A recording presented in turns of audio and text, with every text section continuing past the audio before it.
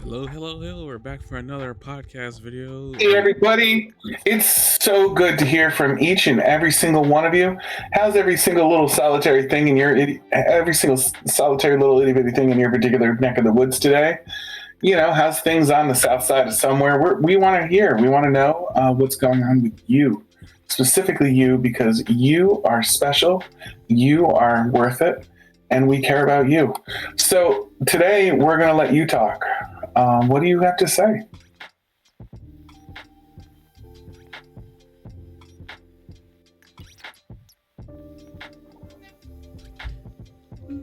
All right, we're here to another review, another video, another episode of the Anime Frieren.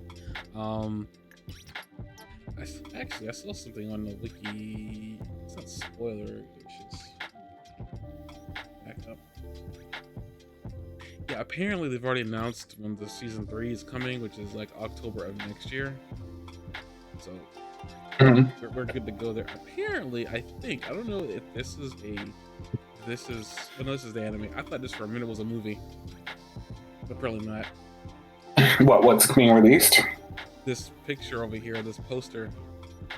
I hear season 2 is like crazy, like short, right? I mean, it's 10 episodes. I thought it was 8. I thought it was some like really stupid short amount of episodes, but whatever. I can find out. Not even spoiling anything, but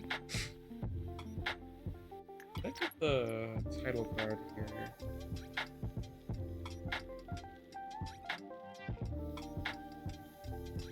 Cannot.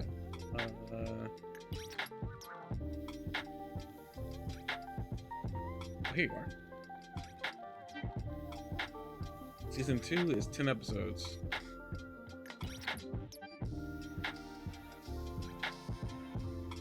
Yep, 1 to 10. I don't know. There's still 23 minutes a piece, 24 minutes a piece.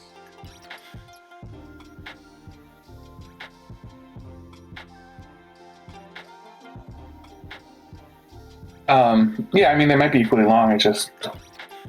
I think that I'm pretty sure I thought I remembered being 8 total in season 2, like that it wasn't that many. Kind of made me curious about like what was actually going on with them. The arc was probably short. I don't know what arc they covered. So far, I didn't know Aura the Guillotine was an arc, but I guess I should have known with how long they were stuck in the town.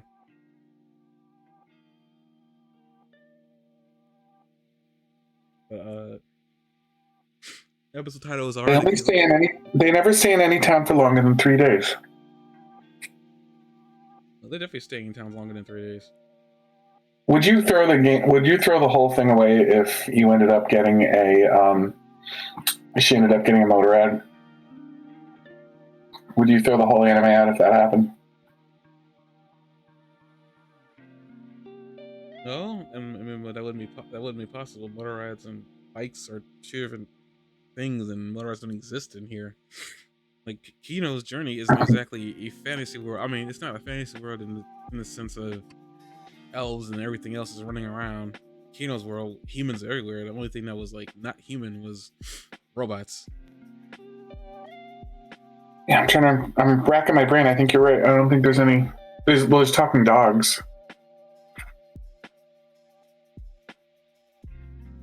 Well, talking dog. They never say that it's not a dog. It's just a dog that can speak for unknown reasons. Roku? Like, I don't know. And he sounds like All Might. There's also another this funny tidbit. Huh? And he sounds like All Might. It was just a funny tidbit. I just hear All Might's voice coming out of that. All Might and Vegeta's voice coming out of that dog. I'm just like, this is so wrong. This is so else. But Episode title is Art of Guillotine, and I think what I'm gonna do here is a little bit something we've done before, but also a little bit different.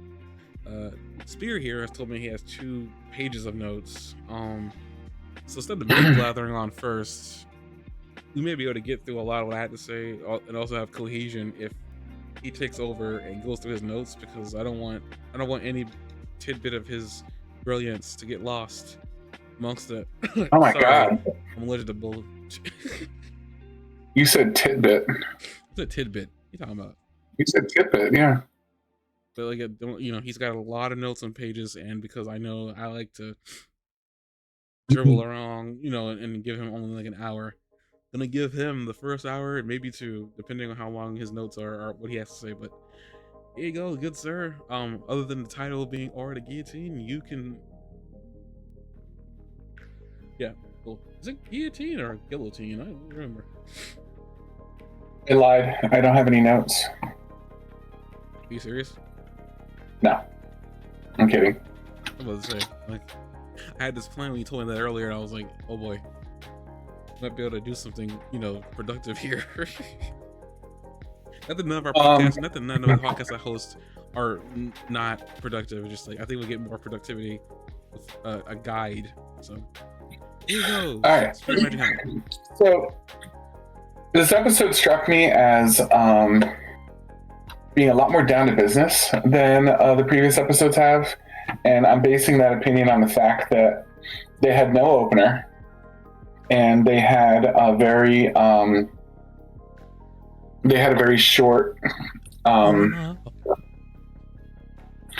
they had a very short preview and no opener, and it seemed like they were like really like trying to make as much space as possible for the storyline of this one, which is great because it was a really good story. It struck me as a higher budget maybe episode than some of the other ones. It looked like they kind of put a lot into the animation of this episode. The animation kicked up a notch, in my opinion. I did notice that there seems to be a little bit of discrepancy in how in the quality of the anime. Did you notice that like there's sort of a different style for the Armored Knights than there was for some of the other stuff? Did you notice that, or is it just me? That might have just been just you. There was let me see. I have a time signature for the animation style. Hang on. I honestly can't look at that because 22. Crap! I wrote dash instead of something else. It would be around 22:52 maybe when they show the actual knights and stuff like that.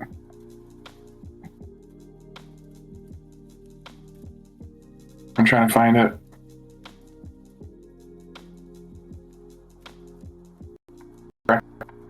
At all though.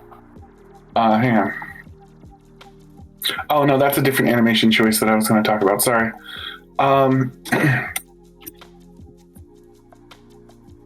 Let me look it up again. Hang on, because it was not there. It was but it was when the demons were like when she was introducing all of her soldiers.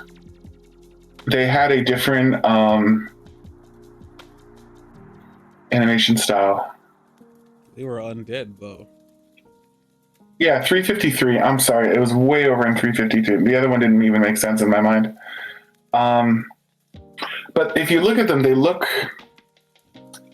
like this like go to 352, 353 range, where the guillotine is like standing among them. It almost looks like she's like inserted into like some different anime, like some different old school anime.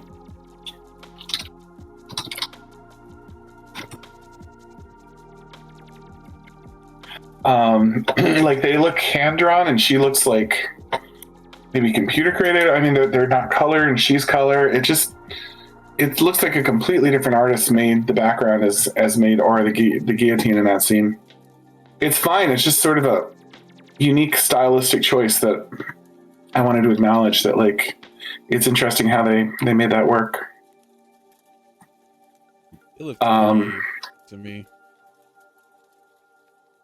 Yeah, but she doesn't. Do you know what I mean? She does not look 3D, and they do. So it's just sort of, I don't know. I just thought it was interesting the way that They're undead though.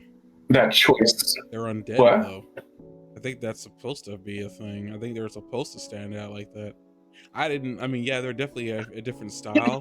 I will give you that. I think maybe that's just more of like because she is a necromancer. They don't call her that, but that's what her class is. Yeah. Well, I actually want to ask about that too. If you thought, does she count as a necromancer? I would say she's got the classic. For her to be a necromancer, those things need to still have their souls in there somewhere. Like she says that because like the balance thing says she weighs the well, is that their soul? No, wait. She does something with their souls. Is what she does. So I think she weighs the mana, and then she takes complete control over them. She said their bodies rot away. But if their bodies rot away and there's nothing left of their bodies, does that count? I would think, because that's the only thing that's the only mage type that controls the undead. Am I wrong? Well, that's what I mean. Are they dead, or are they obliterated? They're dead. Or are they even there? Their heads cut off. They don't have heads. No, their heads weren't cut off. Their heads are just rotted away. They're not there. But what I mean is, like, the way she describes it is she takes them over and their bodies rot away, but their mana remains. It doesn't say that their soul remains, and it doesn't say anything else of that type. So it's unclear to me if this would truly count as necromancy, because the armor is there, but if the soul is not there, and there's no body, and there's no body, and there's no soul, and there's just mana, does that count as necromancy? I'm not sure. I didn't think necromancy dealt with anything with the soul. I thought it just controlled the undead, because they're undead. I don't think the undead typically have souls, because they're dead. They're just controlling a body that, yes, is rotting away. Well, give me an example of another undead creature where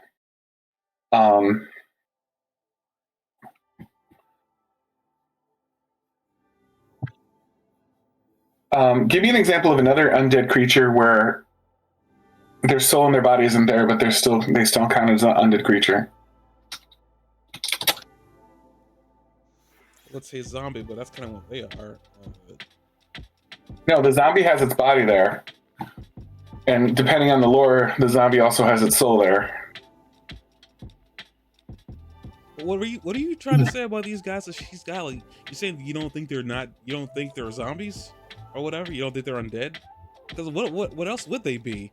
I don't think because like they could be something new. They don't have to be something that existed already. That means they're alive, but they're not. They can't be. Because like when Frieren dispels the four that surround her. What if they just they all fall to the ground? What if they just pop up? Right, because I know that, but what I'm saying is, like, are they just like puppets? I still consider that dead though, in a zombie of some sort. I still consider them undead. Because they're not alive. The person that was once there is, she's not controlling suits of armor. That'd be a really weird thing for her to do, because like suits of armor shouldn't be able to hold weapons. At least I don't think so. Like that'd be a limitation I would place on them, but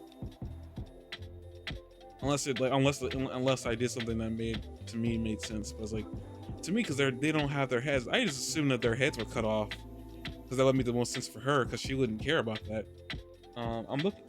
No, she didn't bother cutting off their heads. She said the bodies rotted away. So I think what happened is the body rotted away, and there's no body there anymore because it rotted away. The head just disappeared. That doesn't make sense. Even 80 years. It didn't disappear. It rotted away. It disappeared. It didn't disappear because it rotted away. We didn't see the moments where it rotted away, but we were told that it rotted away, so it rotted away. Well, I got the weapon that she's currently got, and then I also did the necromancy really quick. Necromancy, an ancient, often taboo practice of communicating with the dead to gain knowledge, predict the future, or manipulate life forces. Originated in civilizations like Egypt and Babylonia, they evolved into dark art. I really don't want to pronounce this word. Nigromancy? During the Middle Ages, involving summoning demons or animating corpses. Still zombies. Divination, undeath, reanimation, raising the dead, ranging from animating corpses to creating intelligent undead servants. Oh wait, they can just create things? I thought necromancy meant that they bring the dead back. What? It really depends. Necromancy is a big thing, but like, I still think that what's going on here is that these things are puppets. They're not. They're puppets that keep going after after the bodies rot away because they're just puppets. This is how she. I don't think there's no body there for sure. Because because then what you're telling me is that those are suits of armor, which makes no sense because like suits of armor don't have mana. So that's why I said it might be something new, because the mana, it said that the body rotted away and left the mana. So the mana is what she's controlling inside the body. The mana that's there is what she's controlling. So then the next question becomes, is that enough? Does that count as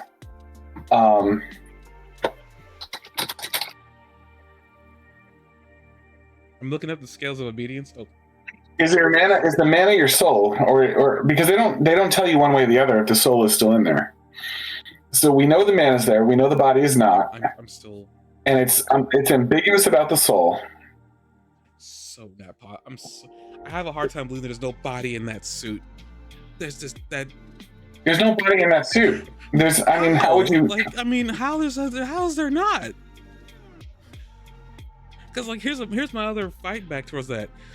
4 of those suits of armor were wearing crests. Like, what would be the point of her controlling suits of armor with the family crest on it? That doesn't make any sense because the armor doesn't look any different from the others. There should be no point in trying to adorn an empty suit. On top of that, it's even weirder that she's controlling suits of armor because she makes a big deal. Even Frieren says it's a big deal that she's controlling this many. Like, to me, it doesn't make any sense. Like, because why would Frieren compliment her on that? That doesn't make any sense. Is that a feat? It is a feat to control that many bodies. Yeah, you said there's no bodies in there. That's why I'm so confused. I'm sorry, that many. I'm sorry. You're right. It would be sort of. Sorry. It would be a sort of a feat to control that many puppets, right? It would be difficult to. You would still need to like have some force of mana to move them around. You would still have to. You would still have to like maintain them in some way, I would say. You know what I mean? That's still a lot of puppets to control at once. It's like a guy juggling 7 balls. You're like, dude, that's pretty impressive. You're juggling 7 balls at once. Okay, I love that, but here's the problem with all that.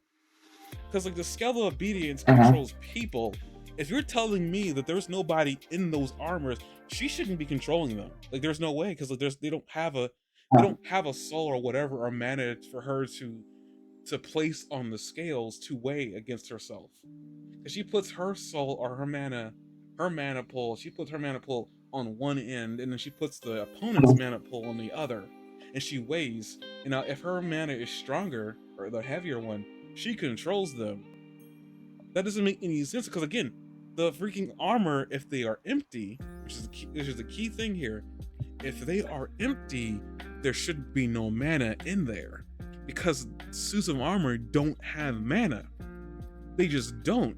That's not even like a thing that can be argued. They just don't have mana. Like there's no way for suits of armor to hold mana. There hasn't been anything introduced into the show yet that even says that they can or cannot. So I'm under the impression that they just don't, because they would go out of their way to say that or not. That's what I say. I feel like there's gotta be people in them. There's undead, because people have mana.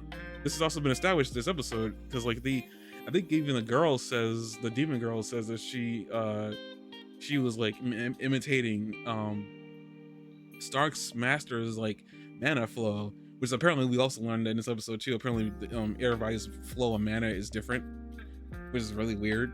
But I'm just saying, like, to me, she's got to be a necromancer, and there's got to be bodies in there, because the scale of obedience, which I have right here,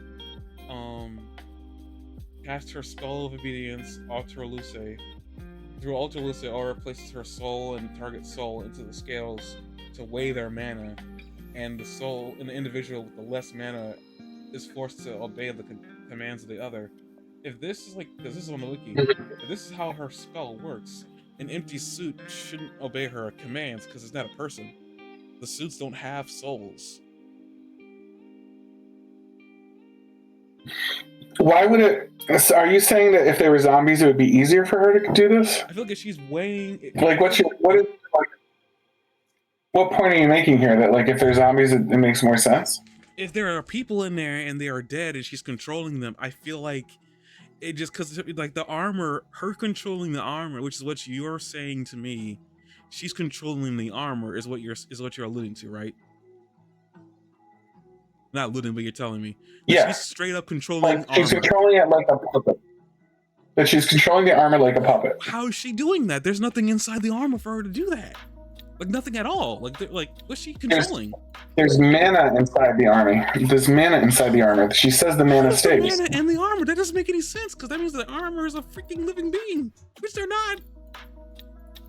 When the body rotted away, the mana remains. You know what? I don't know how. I'm not a magic user in a fictional world, but like, that's what they straight up tell you. Like, I don't have to explain it. I have to tell you what they're telling you. And she says the body rotted away and the mana remained. It's not there.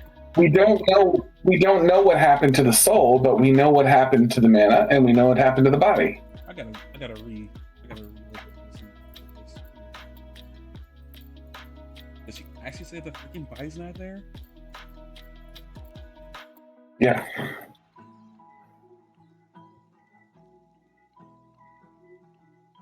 I didn't know this was going to be such a discussion, so I didn't get a time stamp for this one.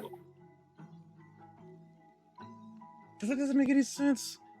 If she's controlling armor, that is so dumb, because like the scale of obedience controls people. That's the thing. The scale of obedience controls people. That's what that weapon she's got does.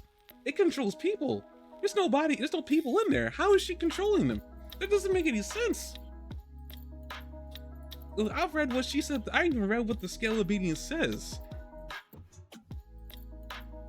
Like, there's no way that the scale of obedience can like control them, because that's what she's using. Her magic allows to control the will of her opponent. There's no will in the mana. I mean, not mana. There's no will inside the freaking armor. This is confusing me. It's confusing me. It's confusing me either way, because a zombie is mindless. So even if it was a zombie, it wouldn't have a mind. It doesn't make a lot of sense. Which is why I wanted this as a talking point, because I was curious what you thought. I'm just so confused. Okay, this one's not a puppet, and only wait, I missed it. But, I mean, she doesn't say it, but Garrot or whatever his name is says it. Weighs them against each other. Whoever has greater mana can gain control of the other, turning them into a puppet for all eternity. Yeah, I didn't even know they used the word puppet. Yeah, goes away and only the armor remains. So I screwed over the. Right. So we don't know what would make it. What would make it. What we don't know is if you're just a puppet master for whatever the hell that means, then you wouldn't technically be a necromancer. So what I'm not clear on is if the soul stays in there, because if the soul stays in there, then you're a necromancer. If the soul's gone, then you're a puppet master of some sort, whatever that means, and that's something new that we've never seen before. I guess it's some demon thing, you know what I mean? But I don't think we know for sure right now. Do it.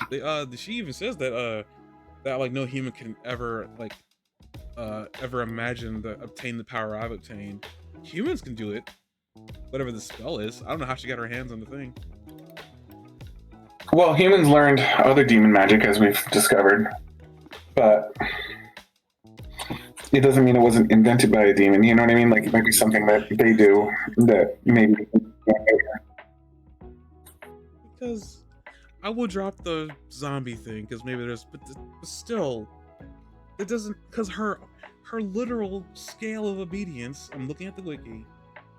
Says it takes the soul. It takes her soul. It takes the soul of their opponent and then weighs their mana, which apparently is inside the soul. And then weighs it, but then he says that apparently they just get controlled until like nothing stops them. But that doesn't make any freaking sense because like if there's nothing in them, what is she controlling? Because honestly, I would believe the soul would just go away. There should be nothing to stop it. Because like this thing doesn't say it controls the soul. It just you know, she controls their will. Yeah, it's not very clear. But it's important to understand if we're going to be able to follow, emotionally be involved in this, what the rules of this world are, you know? Aura places her own soul and that of her target onto the scales and weighs their mana. The one with the greater mana can force the other to obey. This line's very vague. And I mean vague in that it seems like maybe if you're able to fight it, you can control Aura. Makes them into a puppet. Dead or alive, their body is controlled for eternity until it turns to dust. What's there to turn to dust if the body's gone? The steel doesn't just turn to dust. It is rust.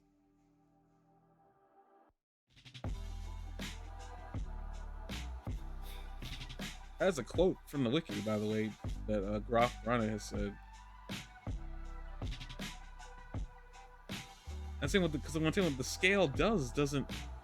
I mean, that's why I considered her a necromancer, because I thought necromancy just was a better way to explain what she does. Because if she is still controlling them, even when their body goes away, technically speaking, she is a necromancer because she's still controlling the undead. They're like, if she's controlling people, then she is a necromancer. Sure, I wasn't clear on that. It's the only way that would make any real sense, because like I'm telling you that there's no way that because what you're saying, at least the way I'm interpreting it, and maybe I'm not completely understanding what you're saying to me, but it sounds like what you're saying is that what she's controlling is just a suit of armor, and there's nothing else in there, or like for some reason she's able to control suits of armor, and that like because it doesn't seem like that's what she's doing from the way that they're describing what her scale of obedience does, because it controls people's will. Well, there's no body in the suit. There's no will to control. The suit of armor just doesn't spring to life when the person dies. I think it sounds like once you get control no matter what happens after that, until the spell is broken. Why would the suit of armor suddenly? I'm stuck on the whole idea that a suit of armor doesn't have a will or anything like that. So like I can't get past that. I actually legitimately can't get past it. This isn't a what's the motorrad thing. It's just like the suit of armor shouldn't, as far as I know, as far as I know about the way armor works in Magic worlds, they don't come to life unless there's some like force inside of it. But humans don't have, I don't know. It sounds like humans in this world don't exactly have a lot of mana, unless you're special like Frieren.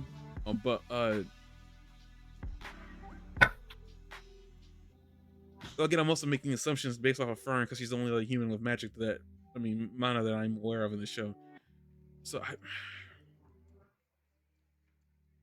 I wonder if there's anything about mana and soul here. Maybe there's. You can continue on. I'm just gonna look in the background. All right. I mean, that was one of my big parts. Was like I was not clear if she was a necromancer or not. If in this show, if your mana is inextricably linked with your soul, then you are absolutely a necromancer if you control it. That's what they said. She puts her soul. I couldn't. They said. I know, but we don't necessarily learn exactly what happens to the soul after that. You know what I mean? What do you mean? I mean, didn't they say like if her mana is greater than yours, she just straight up controls you? I feel like that would lead, because I don't think you can just control somebody strictly to the mana. Yeah, I'm leaning towards the mana and the soul is inextricably linked. or that mana is the show's word for soul. That Do you know what I mean? I also want to throw out there that sometimes like censors like make you do weird things, and it could have been like when it was translated, they could have been like, no, no, no, no, we're not going to be publishing something where demons take your soul. You know what I mean? Maybe like that's too far. The censors are going to kick in and just put a little end to that, and you're going to have to find some other way to communicate it. And then they were like, well, what if we just kind of make it unclear? You know what I mean? Exactly what's going on. You know what I mean? And so it could have been like the intention is your soul is gone, but they didn't want to. They didn't want to go all the way. You know what I mean? And say it straight out. That seemed like a likely possibility to me. That this is like I'm doing a meta thing with a show now, but like that maybe that was the scenario. here's the thing. I don't think it's a censor thing. I looked at mana on the wiki, and mana just shot up everywhere. Like the word just kept on being found. I don't think it's a translation thing. I think that's a literal that because I mean mana is energy. That's really all mana is. It's just this show's version of key, which is. The key is weird sometimes. Like for example, in Dragon Ball Z, there's God Key, there's regular key, and then the Spirit Bomb seems to be possibly a different type of key. You know what I mean? No, just energy. So key is not so different between them. The God Key, yeah, the God. That's just, they're just saying that that's energy only the gods make. But as far as like the Spirit, well, I mean, the Spirit Bomb is life force. But usually, life force and key are separate. It just depends on what the show is. That they really want to, if they really want to connect it. Because if key is life force in Dragon Ball Z, Goku should have died multiple times, just be from even from beyond getting stabbed and stuff like that. I don't think mana is life force because like that'd be really freaking weird. Plus, it would be really weird that for some reason Frieren got more mana just outright because she's an elf. But I don't.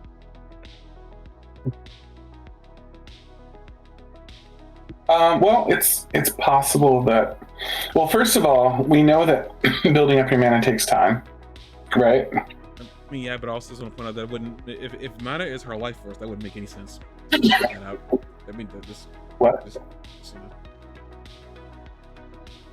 let's see that. Can you say that again, please? I mean, it's like if mana is life force, it wouldn't make any sense. If and I know mana builds up over time, you learn more. But at the same time, it's like, well, why would your life force build up over time? It doesn't make any real sense. I thought like life force is kind of set when you are born. You just don't get more of it.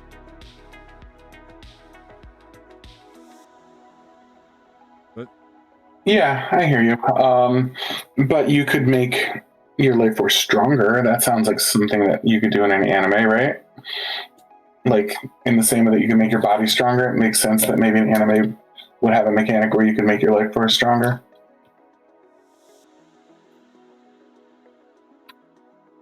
that still wouldn't really do because like again, they're still if they're using. I mean, that's why I was like say I always split life force from just energy in the world because like you run into the problem of you get into a fight with a really powerful enemy, you're just straight gonna die because your life force will give out and you will die. No matter what you do, no matter how powerful of a move you pull off, if you run out of life force or even leave a little bit of it, you're going to die. That just doesn't like get reborn. I mean, not reborn, that doesn't get like recovered just from sleep. You literally used your life. So I think when whenever shows do use the life thing, they do kind of have the other side of it, like where the character just dies straight up. I mean, that's why TN. I think also, like, who can tell what this world's rules are for that? Like, it's a whole new set of rules. It's a whole new, universe. Like, in this universe, you could have your life force depleted and recover. But no, I'm saying like when a life force is your life, you can't change that. You literally, I mean, that's what I'm saying. Like, I don't think mana is life force. I mean, it could be. I'm just saying, but at the same time, it would make very little sense for mages to use that to use magic. Like, I feel like, I mean, I guess you give your life to magic, but still, it just, like, I don't know. I think it's a little bit too messy to incorporate life into like what mana is, because I just like Because like what happens is that you run into a situation where you set a role many chapters ago, and then suddenly you come up upon that role later on, and the same thing doesn't happen to the main character. And you got people who are angry about that. It just feels like, to me, it's like I don't know why. That's why like I always believed, even when it came to Key and Life Force energy and stuff like that, I always thought it was always messy to do that, because you don't what happens is basically you prevent your character from using really powerful or really large scale moves. Which, I mean, hey, maybe that's cool. Maybe there's just a better way to do some things. But I don't. I just think it's a messy situation to incorporate your life, unless you're going to do something cool with it, like Tien Shinhan, for instance, where Kiku Ho wasn't powered by Ki; he was powered by his life. That's why he died when he used it. Right. But at the same time, you Right. can't use a move like that over and over again, because like you can't use it in cool moments. I mean, Well, wouldn't you say it's fair that if Tien used it long enough, he would not cease to exist, or something, that like his soul would have some mechanic in the universe that allowed him to recover from it?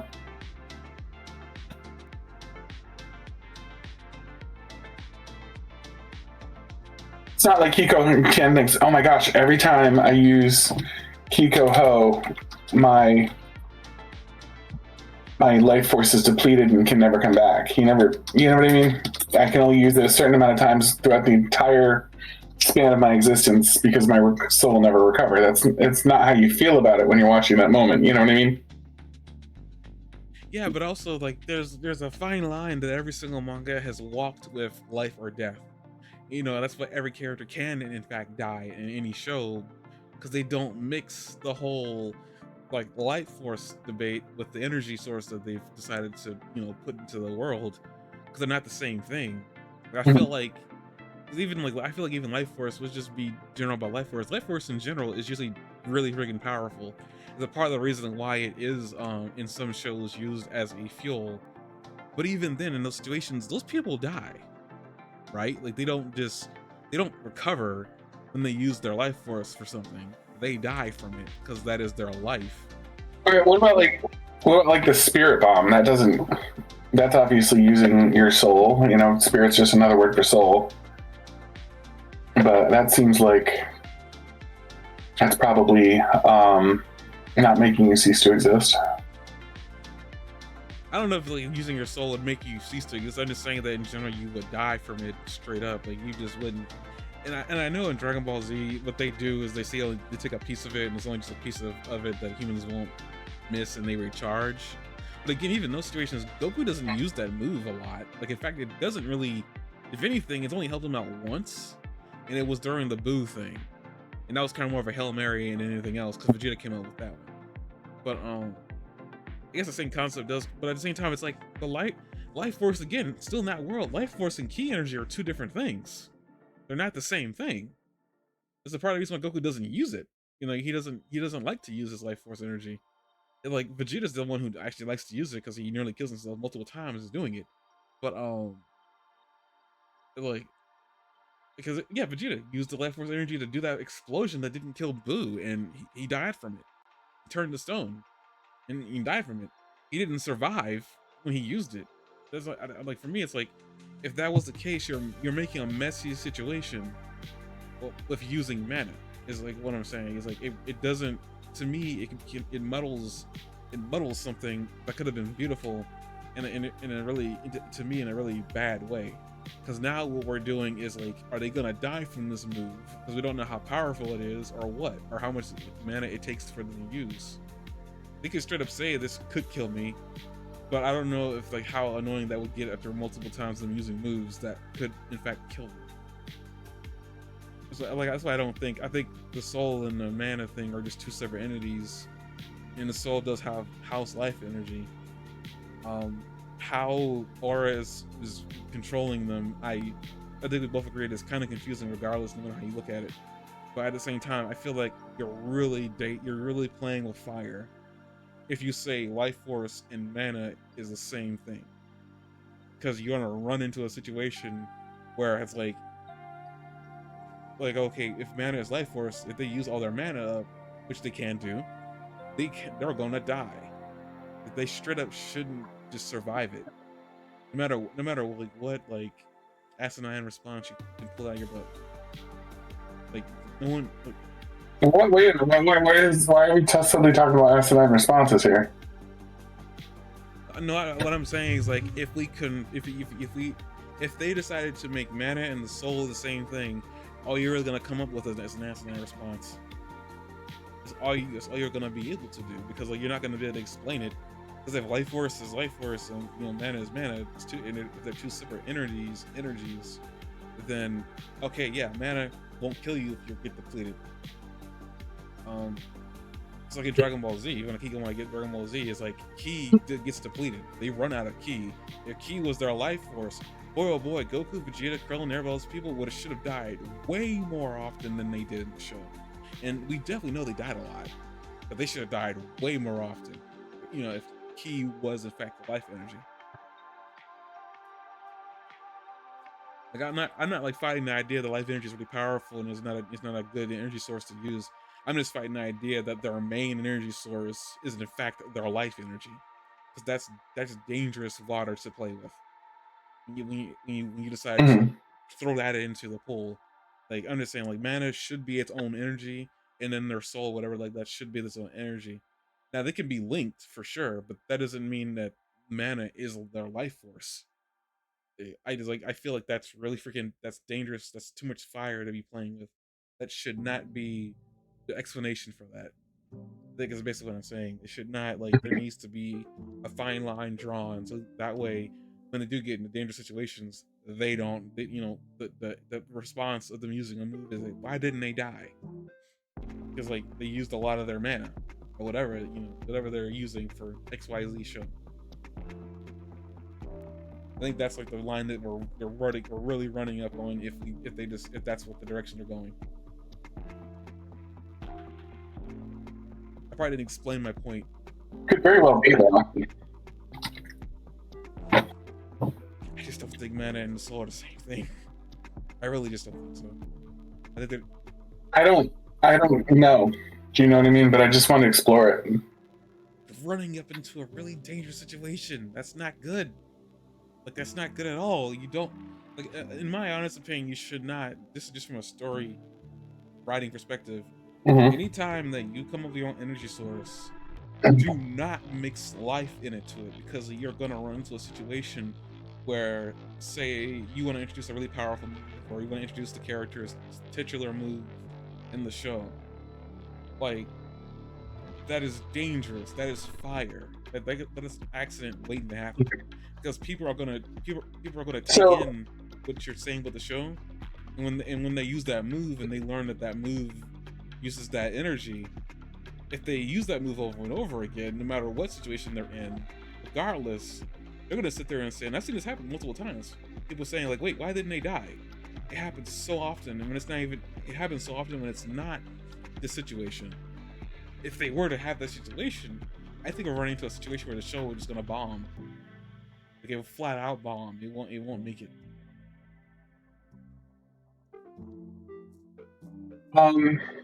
Possibly. It does make the stakes of this particular encounter pretty high. I don't think they're high. I think they're dumb if that's the case. I mean, it's just like her whole soul is on the line right now, right? It's so dumb. I'm sorry, I can't get past. They're just dumb. It's like, it doesn't, to me, it doesn't register. It doesn't make sense. It just like, why include the person's soul? It's like, unless the soul, unless the show revolves around the soul combat, then maybe the soul being a part of the energy source makes sense. But when there's nothing really like that going on, everybody's alive, no one's dead. The main cast anyway that we're following, like, why? That's just messy. Regardless of like what you think, regardless of what other people think of it, maybe it's may raise the stakes. Like, that's a dumb way to raise the stakes. It's a really dumb way, because like you're gonna write yourself into a hole, and that's not good, because you won't be able to write yourself out of it. Or if you do, people are gonna be really upset. And I mean, you are particularly really sensitive to that thing of like, they're not writing something out of or writing themselves out of the situation the right way. I'm just saying, like, to me, it's like that's still dumb because like you're gonna run into a situation. Why risk that? I guess it's like why just make the two energy sources different. If you want to use life energy in attacks, go for it, but make it evident that they're tapping into something else that's not the main energy. That way, if yeah, you can raise the stakes that way. Have a move that they're not supposed to use and it uses their life energy. You know, or use a move that's really powerful that can't use mana to power it. There are definitely ways to use life energy to make powerful attacks or story compelling, but just don't include it in the main energy source of the show. It's like I think that's got to be sacred. Yeah. I think that should be sacred. Like that should never mix of anything. That's just my, you know, very, very obstinate view on it. One way or the other, one thing that's a little bit special about this is that this is the first time that more than lives have been at stake in this anime. Now, like, we see someone like competing for their actual. These things aren't going to eat them. They're not going to kill them. She is going to take her over and turn her into a soulless killing thing that does exactly the opposite of what she wants to do with her life. So it's a pretty serious situation for Frieren. I mean, Frieren's probably going to be one-shotting her in a moment, but like in the meantime, it's a pretty serious situation. Like, this thing wants to do something worse than anything we've seen in the show wants to do so far. Here's the thing: do you think she's gonna be able to weigh Frieren's soul and outclass her in the mana? So I don't know if she's gonna be able to do that. So here's what I think is going on here. I think that the crisis of the situation that we're watching is that Frieren currently has more mana than this demon, but Frieren, this demon is trying to wear Frieren down, and if she wears her down enough, then she can do the soul balance thing, and Frieren becomes hers. So I think it's important for Frieren to have more mana than her throughout this whole experience, like interaction. And I think that's the danger here, is that like Frieren, yes, she's more powerful than her right now, but she's got this whole slew of minions and possibly other strategies that are going to wear her out. And when that happens, we're going to see the dangerous situation that, you know, might be going on. This might just be coming from my pessimism about the whole demon thing in general. I don't see her doing anything. Like, I really don't. Like, yeah, I'm gonna be pessimistic about this. There's no reason to me. Aura just needs to get killed and for them to move on. I think that's just it. Like, this doesn't need to be happening, in my honest opinion, especially if demons aren't gonna possess any real thought or any real strategy. Because we see in another part, which I'll probably get to in a minute, that like the demons aren't all that intelligent anyway. Even when they appear to be smart, they're just as dumb. To me, it's like, I don't like the idea that the demons have been brought down. Well, like demons know. What I'm saying is, like, when you introduce, we get to this point in a show where they introduce something humanoid that your characters have got to fight through. Typically, they're not mindless or just monsters. And the fact that we've introduced humanoid things and we've just relegated them down to monsters, my excitement to watch them do anything it plummets. Because, like, okay, at this point they're not fun. You know, they're just like why I was hoping for maybe a friendly demon at some point, just to prove that they're not all, you know, whack jobs. But it's clear that no, they are all whack jobs. Aura probably less than everybody else, but even then, it's like Aura's stuck on revenge. It's like there doesn't really seem to be it doesn't seem to be that much of an intelligent thought in her brain other than getting revenge on Frieren.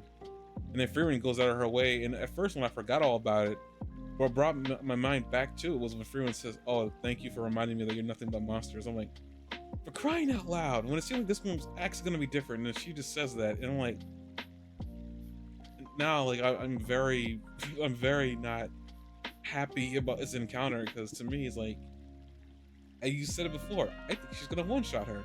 It doesn't matter if the mana, she just gotta use the mana to one shot her. That's it. At that point, everybody else just falls to the ground. You know, like that's all she's got to do. Granted, when we learned that not Frieren, Fern's a faster shot than she is. She's just not as powerful. But I just like this episode was cool, but it was brought down by the fact that the things they were fighting aren't really cool. They're just feels like monster of the week to me, and I hate it because like they introduced something humanoid. That's fair. They introduced something humanoid, and I thought there was gonna be something cool happening, but nope. They've just been called monsters. They've been acting like monsters. They've confronted their monsters. Like what? Like why should I care? Frieren's just gonna one shot them.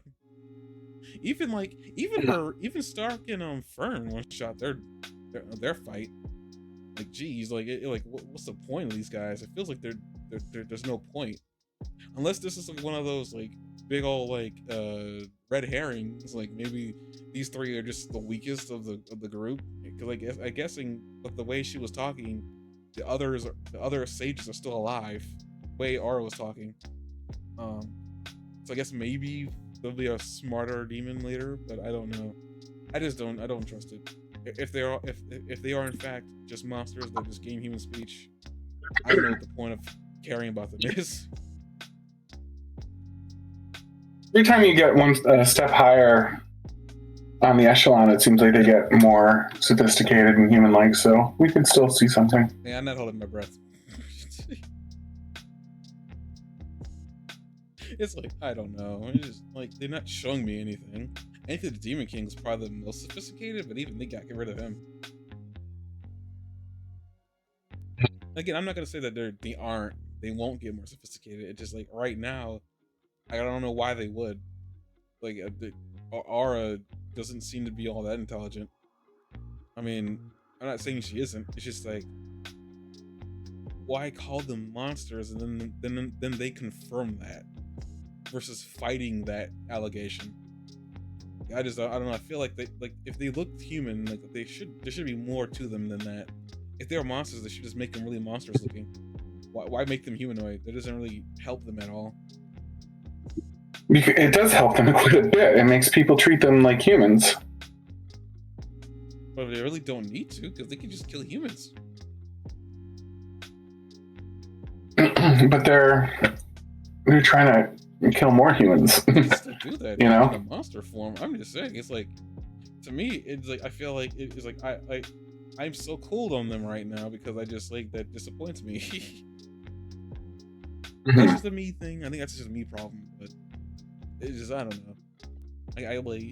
Like they haven't shown anything cool that they can do. I mean, the blood magic's cool, and so is the mana flow thing, which I find interesting. But I just don't know. They're not proving that they are capable of strategic thought. I mean, Aura technically, because she sent those guys in, but even then, she should have known those two wouldn't be able to handle it. But I guess that's just me. I don't know. It seems like Aura's more interested in taking out Frieren than anything else. She probably gave up the plan.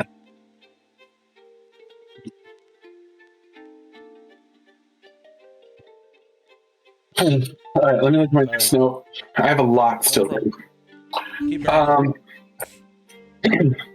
next thing I had was the episode really shows the different ways that Fern and Stark contribute to the mission. I mean, there's a moment in here that they want you to pay attention to where she says, you know, do I really contribute to this mission at all? Or do I really help? You know what I mean? And Frieren tells her the ways. But we see the way that that they're able to work to Friren's benefit because, like, they rescue the man and he immediately pardons Frieren. And then they dropped her name and then he's like, oh, it's that Frieren. You know what I mean? And then he's like, well, I owe her even more of an apology then. So you're seeing like a lot of ways that they're like reciprocating the efforts that Frieren is kind of dropping into them, and I think that's kind of cool. I already mentioned the animation style. I thought it's interesting how significant the armor that she's fighting is to her. Like it's a big deal to her what's going on with that armor. She recognizes the crest, and I'm gonna say that I know that the leader of the town has the same crest. I'm not sure if Frieren noticed that he had that crest. I think it might be more likely that she finds out later on that he had the crest, and that for the time being, he's. I think Frieren might have known his ancestor that died to Aura, because she doesn't. Maybe she does, maybe she doesn't. But she says it as a plural thing. She goes, "I know some of these crests," which made me wonder if maybe like there was more to it. Do you know what I mean? Do you know what I mean? I mean, one of them was the son of the dude that put her in jail. It's possible. I mean, Groff says that the town owes her a great deal. I mean, even more beyond than Flame's shield. They owe a group of people a great deal. I mean, 80 years ago. I don't know. Like, did his son die against Aura 80 years ago? I think that's how long Aura said that Aura and Frieren were apart from each other. They met up again. Like 80 years. Mm-hmm.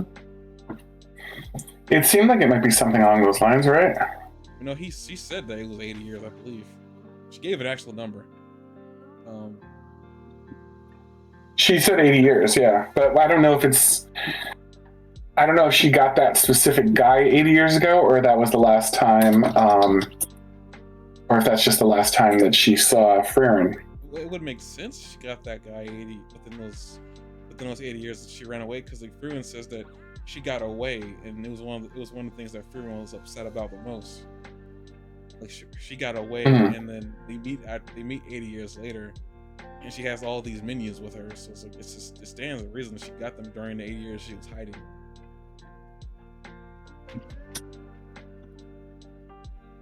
Yeah.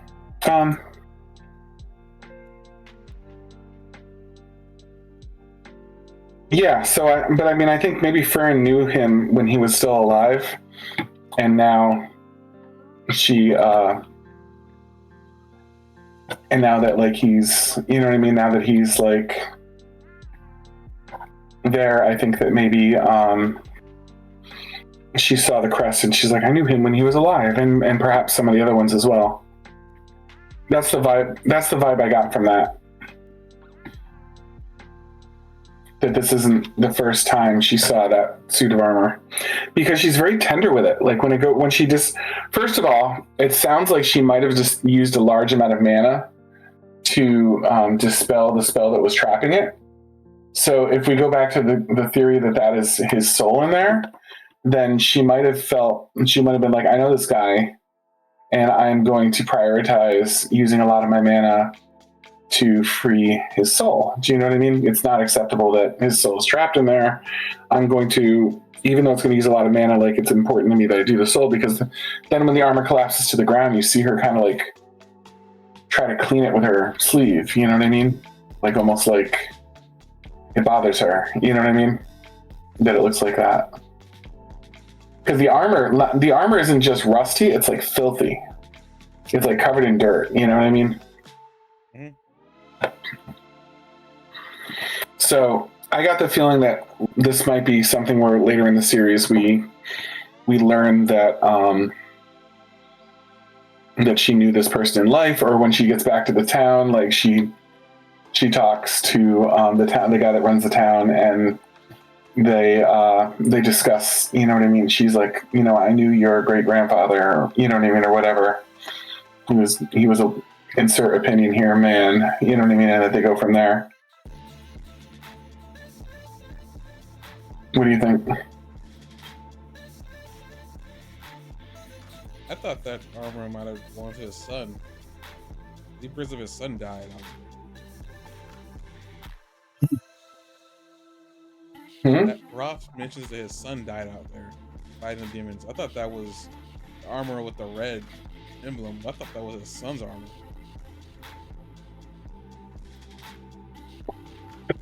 Well, that would imply that he's over 80 years old. Who are you talking about? Who's over 80? What? In the flashbacks, when they show Aura, the guillotine, taking over the suit of armor, I have all the timestamps. Hang on. That crest appears in 3 different places. At 4:54 is the first time the crest appears. I'm going there now.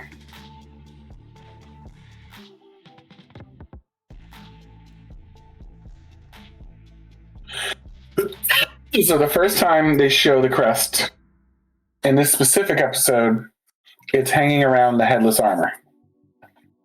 And then they show it again at 6:45.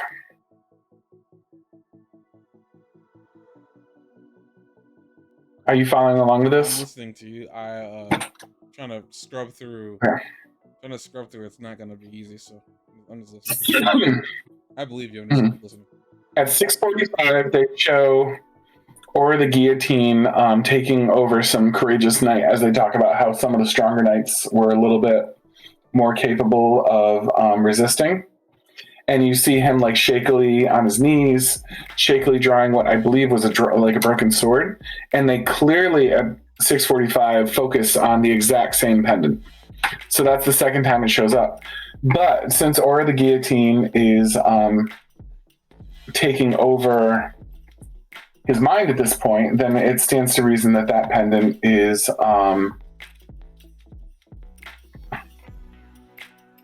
that pendant in particular is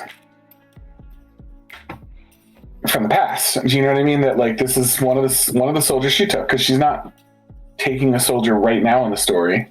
So this is one of the soldiers she took in the past, and it has that same crest. So if it's his son, then like at what point did his son take it? You know what I mean? I'm not sure that makes a lot of sense for it to be his son. I mean, the thing is, like, it's not impossible. The thing is, like, the way he talked about it, it sounded like his son died in the past. I think like it doesn't sound like his son died recently. Maybe I'm misinterpreting how he was talking. He was talking to the demon escorts. This is like last episode, 2 episodes ago now. He was talking to the demon escorts, and the way I took what he was telling them was it sounded like they murdered him in the past, because he looked like scruffy and worn down by this point. He looked like he was looking for revenge. He didn't believe anything the demons were saying, like, at all. So to me, it's like he even had a beard. It seemed like he was an older man. Maybe I misinterpreted what he was saying, because he mentioned that they killed his son, and then he said the demon said you killed our father. That's what shakes him. Maybe I misinterpreted what he meant by that. But I don't know, like, why would his son... I feel like he would have said his son died recently versus when he says his son died. I feel like he would give a timestamp recent.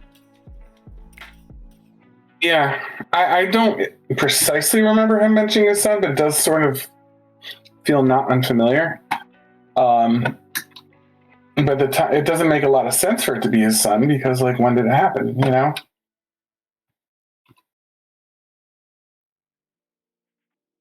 I feel like the armor could have gotten dirty enough within, like, I don't know. I thought it was his son, because I wasn't thinking about his father or great grandfather. I don't even know if his great grandfather was a warrior or not. That's the other thing too. You're assuming that his great grandfather was a knight,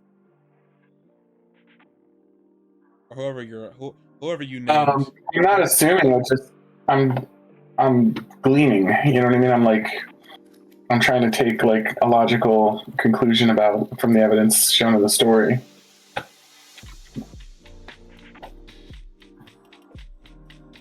feel thought they just told some logic that could be a sun. So, Sorry. no, it's okay. Maybe it is a sun, but then that means that happened recently. And in that scene, the armor is shining and new. And when Frieren is looking at the armor, it's old and damaged and dirty and stuff like that. So it just doesn't hold up perfectly. Do you know what I mean? To say that armor is brand new. I mean that happened recently because you see her cleaning off the armor, which is like not in good shape. And in the cinematic we're given, it's brand new. Yeah, I understand what you're talking about, but Frieren also calls the magic she's using as dark and ugly. It's possible in some cases, depending on what universe we're in, that's how magic does just like stain things. It doesn't just like take over things and leave them pristine. Dark magic has been known to taint things and age them to suit what it looks like. Yeah, but again, it's not aged; it's dirty. It still get tainted, and taint doesn't necessarily mean age. Taint could mean dirty too. Taint could also mean something else too. But we're not going to do that.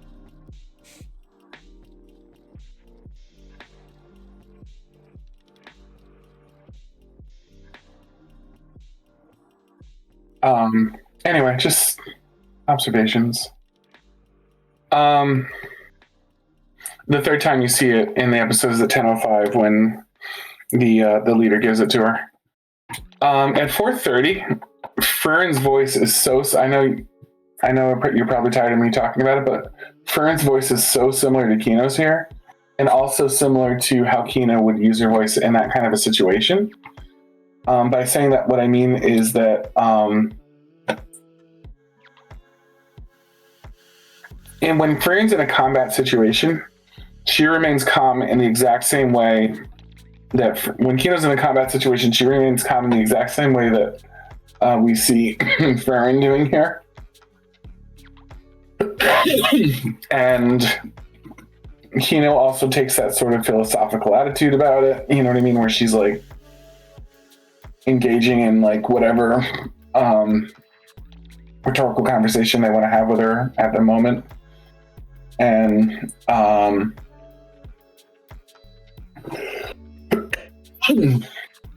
it seems very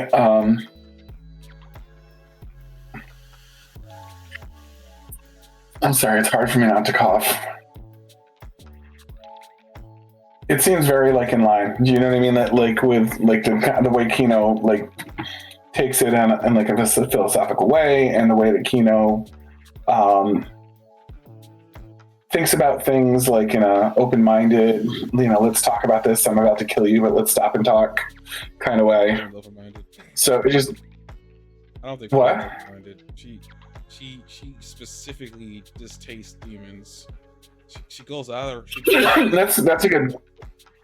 But Frieren like gets baited a little bit. Like Frieren's like on one hand you're right, and then on the other hand like Frieren like is kind of like, oh, this conversation's kind of interesting. I want to keep it up for a little bit, and then she talks, and then she gets distracted, and then they say something, and she's like, "Oh yeah, thank you for reminding me. You're a demon. I've got to kill you now." Like I almost forgot for a second. You know what I mean? There's that like, but you know what I mean? There's that moment where she's like, I forgot for a second that you were a demon. No, but here's the thing about that. You would love that. I hate that because what. I didn't say that. I just said it reminded me of Kino. You know what I'm saying? It's just in general, like that. Like I mean, even with those moments you're saying you comparing to Kino, you like compare her to Kino. That's that. I got no problem with that. But for me, it's just like this kind of goes into my whole disdain for the whole like the way they're using demons here. Like, why go out of your way to even have Frieren even say that? Like to me, it would have been a lot better of a note if Frieren just blasted her, when she said whatever she said back to her.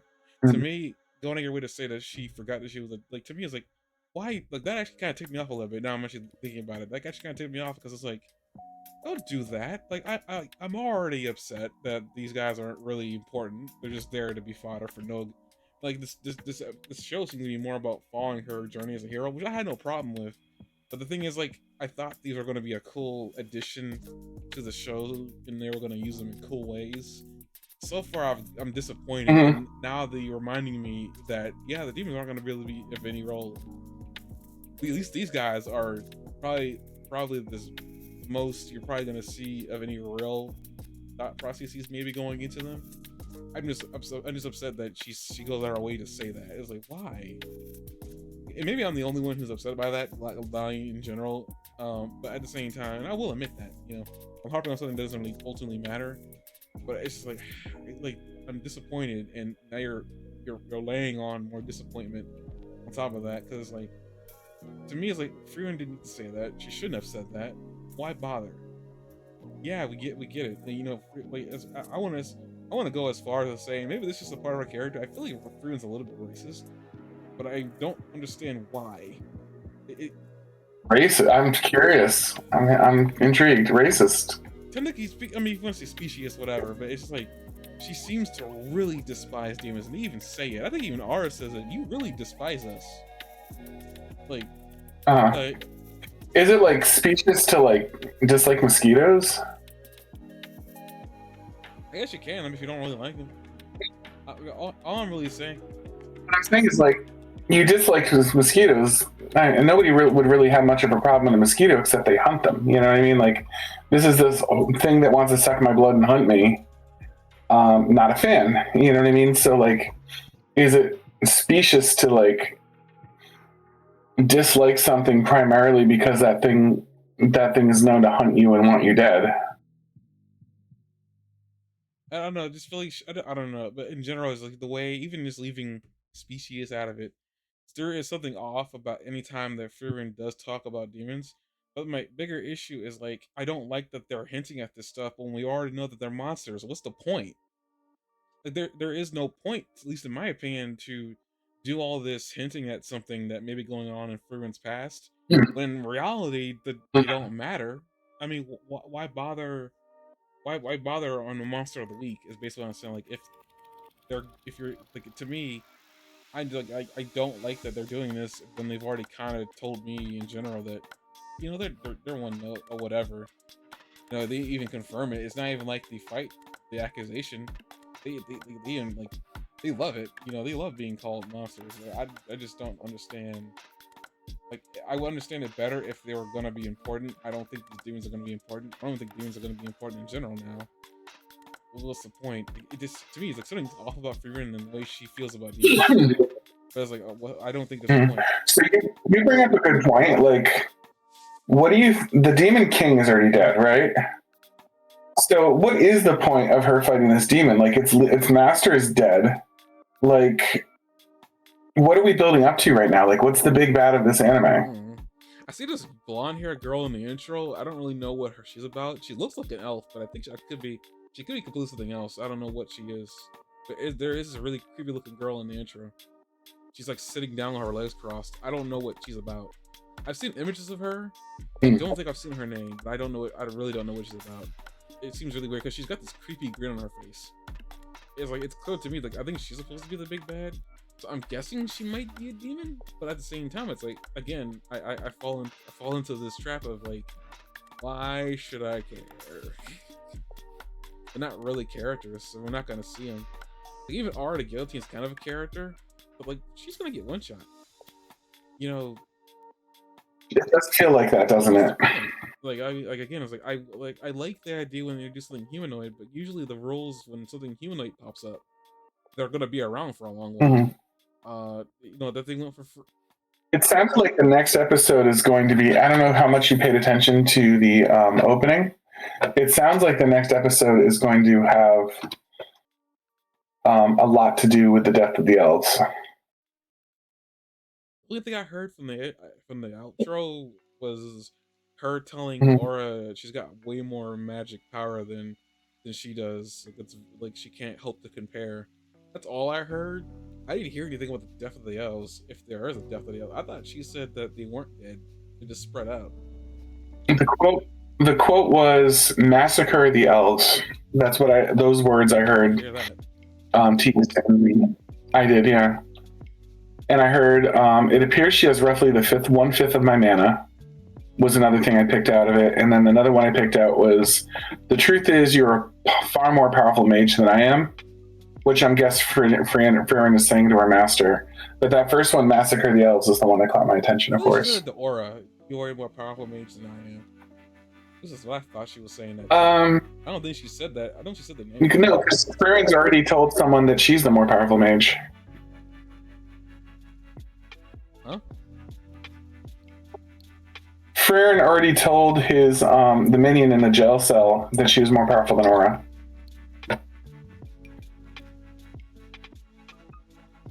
Frieren was probably gauging when she first met Aura versus like how Aura is now. Whatever the difference is. I don't say this big difference. But... That seems like a lot of work to be right. I don't know. It's possible, but it seems like a lot of work to be right. For 80 years. I mean, if she can get stronger, who says the demon couldn't? But I guess the golf did not really focus too much on that. What I really want to say is like, okay, if there is a massacre of the elves and you know there's only so many of them left because they don't procreate. Here's my problem with that: is that okay? Now you're telling me there actually are stakes involved with these demons because they've killed her home. Again, why should I care? Because you already told me these things are just monsters. What's the point? Not that I'm saying that I don't feel bad for Frieren if that is the case, but it's just like I cared about Frieza because he was an a-hole because like you know and he was around to prove that to me over and over again. Same thing with Cell. Cell was charismatic. Boo was funny. Mm-hmm. Like these humanoid characters, you know. That was just awful, dude. I found Boo funny. The character specifically of the arc. But Pow, pow, pow, pow. I don't. It wasn't my thing. Okay. He was a child. You find this out later. He wasn't really all that old. Like he was a literal kid. I know. They didn't grow up. I don't know. I didn't really feel like having the main villain of the episode be a Teletubby, but like, if that's your thing, go for it. The Teletubbies, those are awesome. Okay. Wait, you didn't like Teletubbies growing up? I was too old for Teletubbies when they came out. Childhood. But with the like again. Teletubbies came out when I was 17 years old, my friend. What year was that? At 17, it would have been a little freaky if I was watching Teletubbies. Nothing personal. What year was that? 1997. 1997. Yeah. I would have been in first grade. Okay. Yeah, first grade. But as far as like, okay, the demon thing. Okay, well, again, why bother? To me, it's just kill Aura and you move on. There's no point in my eyes. Like, to me, they're gonna have to like either do a 180 on the whole idea that demons are just monsters, or something. Because like to me, it's like I'm disappointed with that classification. Because like to me, it's like okay, they are just monsters. There's no point because we've seen just monsters out in the wild, and we see Frieren one shot goes multiple times. We know that Fern can do it. And we know Stark can do it too. It's just one of those things. Like if they're not gonna be, if these are not gonna be characters that are gonna be around for a long while, I find it hard to really care.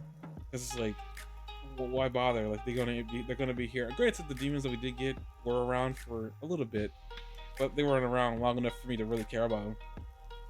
So I was like, you know, or even think they were cool. Like screw care, just like maybe think they were cool. I'm just like okay.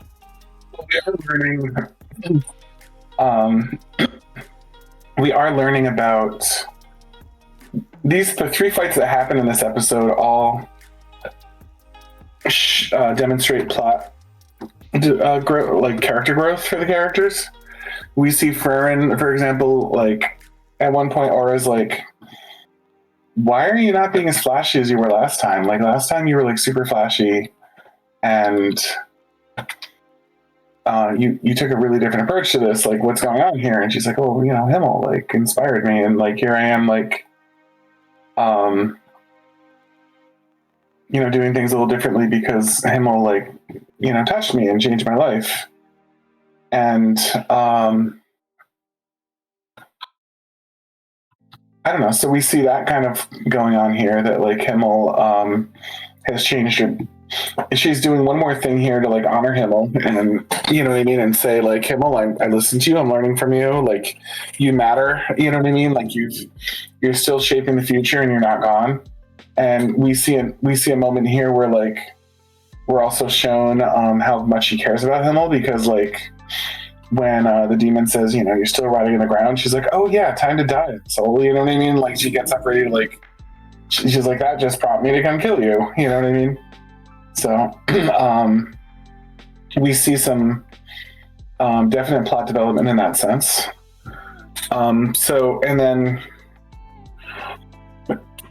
I don't know if we want to get into the other fights yet, and if that's too much to try to take on all at once, but like the other fights, I think also were very much just symbolic things that were really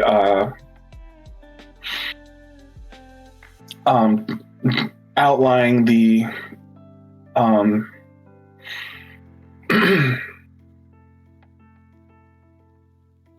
outlining like the character development of the other two characters as well. I mean, the fights were cool for Stark and Fern. Just like, again, who they were fighting, I couldn't really find enough wherewithal to care about them. They were fun to watch fight. I will give them that. But it was like, again, it's one of those like Stark. I mean, I guess we can talk about each one of these individually. We'll start with Fern. Something interesting I completely forgot about, and I didn't realize I forgot about it until I was in the moment of when that was going on. Fern picked up on. Fern didn't notice the blood at first until Stark brought it up that there was blood on her. Fern quickly picked up the fact that the demon was able to manipulate and find them with the blood, so she took her cloak off. But realized too late that that the blood on Stark's arms was from a demon too. So he got jumped by the little girl with the axe, and he got sent flying, and she was in the fight with the magic user, and I was like, oh, I called this last episode. I was a little disappointed that Stark wasn't the one fighting the guy with the magic blood, but I think actually it probably made sense. Because Stark probably wasn't quick enough to react to a magic blast, so it probably made the most sense for Fern to be the one. After they've explained that apparently he brought up earlier that she thought she wasn't useful to Frieren in those fights, but Frieren says like whenever she does bring her into a fight, it ends much faster because she's there. And at first I thought that was interesting to say, because like is it safety in numbers? Or then she brings up the fact, I think another flashback Fern has as part of Fern's growth is that apparently Fern is just a much faster shot. Like for whatever reason, when I was seeing Frieren fight, not Frieren, when I was seeing Fern fight, I don't know if this is 100% what they were going for, but it almost felt like they were saying that Fern is capable of like autonomous magic firing. Like without even thinking or blinking, she can fire off a shot real quickly. Do you think that's what they were going at? Is she just capable of like she doesn't need much build up to fire off magic? Fern? No, I think she's just very fast. And I feel like it's almost autonomous, like not autonomous, but I shouldn't use the word autonomous. Like it just seemed like instantaneous. Maybe it's like it doesn't seem like even when the magic circle pops up, it's almost seconds after. It's not even a minute. It's just seconds after it shows up. She's capable of firing a lot, even with a circle of the things. I'm like, it was like one of the weirdest things they kind of bring attention to, that she was capable of firing out multiple. She's capable of firing out multiple spells at once. To me, I almost feel like she was instantaneously doing that, but maybe not. It was quick though.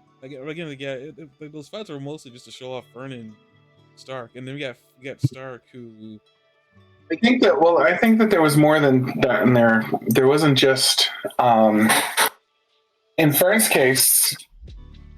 At the beginning of the fight, Fern is like, "Oh man, I'm in a lot." Like doesn't think she can take them. Like when they have the conversation in the church, like she's not so convinced that she can win. You know what I mean?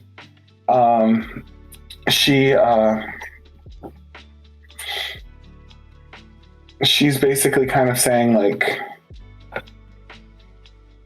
like, I don't think we can do this. And then Stark goes, I'm going to go, and then he has the plot twist and go beg for Fern to help us, Um, and she agrees. Do you know what I mean? She's like, yeah, that's the plan right there. Like, let's go beg Frieren to help us. So she's on board with like, I don't know, trying to get the hell out of here. You know what I mean? And but then when Fern starts fighting, there's this feeling that she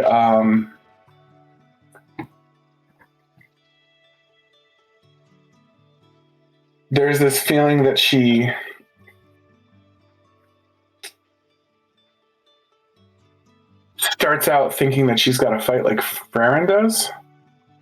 And then when she's learning, like the whole fight is her, like she's fighting with her mind almost more than with her like magic and body, because like all of her big wins pretty much come from the way her mind works in this fight. You know what I mean? Like every time that demon says something, it teaches her something new about how she's going to kill it. And so there's this important like dynamic going on around that. And when she I'm trying to figure out where I was going with all this. So when one of the things that she realizes during the fight is like, I've got to be my own person in this fight. I'm not going to make it if I'm trying to fight like Frieren. Like she's like, I'm going to have to fight like me. And I think that was like a big turning point in this, that she realized that she's got to fight like who she is and not like Frieren. And then she changes her strategy up and does really well. I think this was like a finding yourself kind of fight. Like I think the fight was there to emphasize how Frieren kind of found herself in it. I didn't see any of that. The only thing I really saw was just like her self-doubt, but never her fighting like Frieren. She realizes at the beginning like that she's like, I can't fight this like Frieren. And then Frieren's voice kind of comes to her in like a vision and says like, you know, you're a lot faster than me. And then the rest of the fight is like the demon like going like, because the demon at first like underestimated her and thought only Frieren could possibly be a threat to me. And then as the demon's fighting, she's like, you know, this person's worthless, but she is fast. And the whole point of this from that point forward is like, she's fast and that makes her dangerous, because then like later she's like, the demon thinks like, I have a lot more mana than her. I'm going to just kind of turn this into a war of attrition. I'm going to defend until she exhausts herself. And then Frieren breaks through and takes a chunk out of him. And then she's like, you know what, that might not work. You know, like I think I've got to be a little bit more serious about this. So then the demon kind of like abandons that strategy to come through and do something about it. And it's just sort of an interesting scenario. Do you know what I mean? That like the demon, like there's this theme between both of them that like the demon's like, wait a minute, she's not fighting like Frieren. Like she at first looks like she looks a lot like Frieren, and now she's not fighting like Frieren. And I've got to treat her as a non-Frieren style fighter here, because like this is starting to go very poorly for me, because I'm not taking it the right type of serious. And I think that theme is carried over to the other fight with Stark, where Stark is at the beginning is thinking, I'm fighting myself here. Like I can't beat someone that's using my mentor's style. Do you know what I mean? And at the beginning he's like, if I'm only using my mentor's style and this person's only using my mentor's style and they're beating me, then I'm in a lot of trouble here.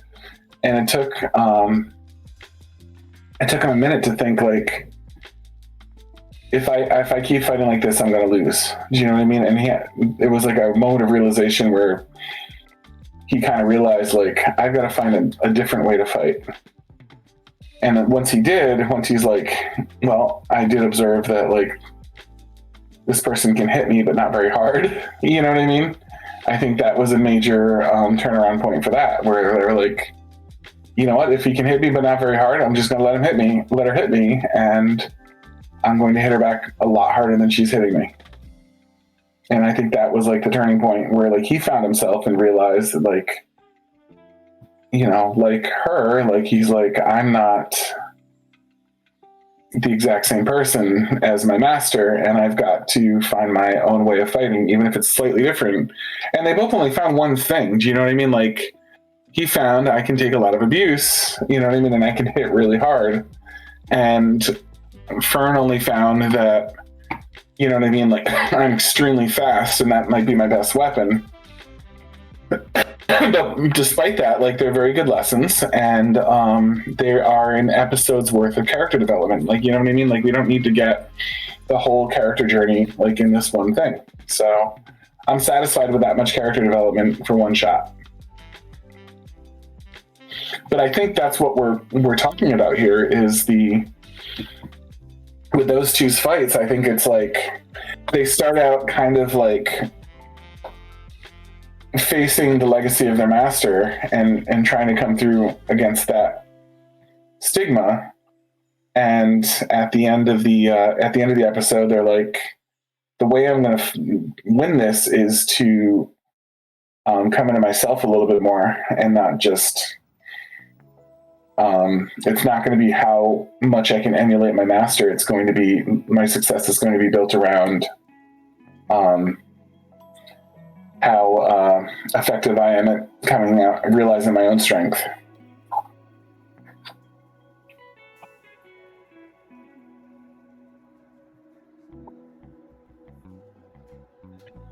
So I'm trying to figure out where the world she was saying she was trying to emulate Frieren. I'm like watching the fight right now. You know what? You're right. I don't think that it was that obvious. I don't think it was that literal. I think what I want to say, like what I really want to say, and it's not like it's well, like I think maybe I misspoke of like I don't think she's trying to emulate Frieren. I think you're right that she has issues in her head, but I don't think it has anything to do with how she views herself to Frieren, because it doesn't seem like she really wants to be like her, because like it doesn't seem like she likes Frieren's personality, even though she kind of auto emulates her anyway. She just doesn't emulate her laziness, but because like she doesn't see her worth, and she says this earlier of like in a fight, but Frieren goes in that flashback, as you're saying, when she was learning throughout her fight with him, she remembers that Frieren told her that she is quick. You know, Frieren's got more experience than her, and that's just a given, considering that Frieren is not a human, so she's going to be around a lot longer. She'll never catch up to her in that regard.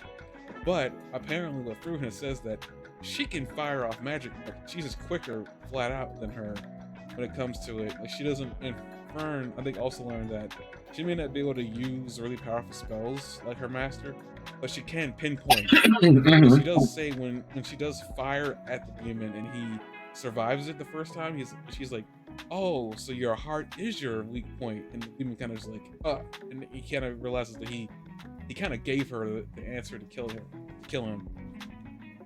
Yeah, 100%. That was that was Fern's fight. Now Stark, on the other hand, I can't fight that accusation, other than like I wouldn't say an accusation, but I would say like I can't fight that. But you just said there too much of like him fighting his master, because he in his flashback we kind of see him get pummeled by him, but the only thing that his master really gives him is the fact that get back up. And we see that apparently in multiple times, like Stark can get back up and seem unfazed, which is interesting. I will say it does seem kind of unfair to the demon girl. To me, I was getting the idea that because he says that like her attacks have no weight, it almost feels like when she's a girl, so she can't hit me that hard type of thing going on there. I thought he was thinking. You got to remember that she's not actually a girl, though. I think demons might have gender regardless of. Because I mean, they might. They might, but we can't be like sure like that they're like having sex and stuff. Like it might just be. I feel like it's. I don't want to spend half an hour on this, but I feel like it's possible that's more like the form that they take. You know what I mean? At a given time than You say this, but like anything else. they do have kids though. This was said. They just It was. they just don't have. They don't. Oh have yeah. Because they have. But now you are right that they do take on human form. That's just something they do. But I feel like that's just like that is what they kind of look like now because they have been taking on human form for so long.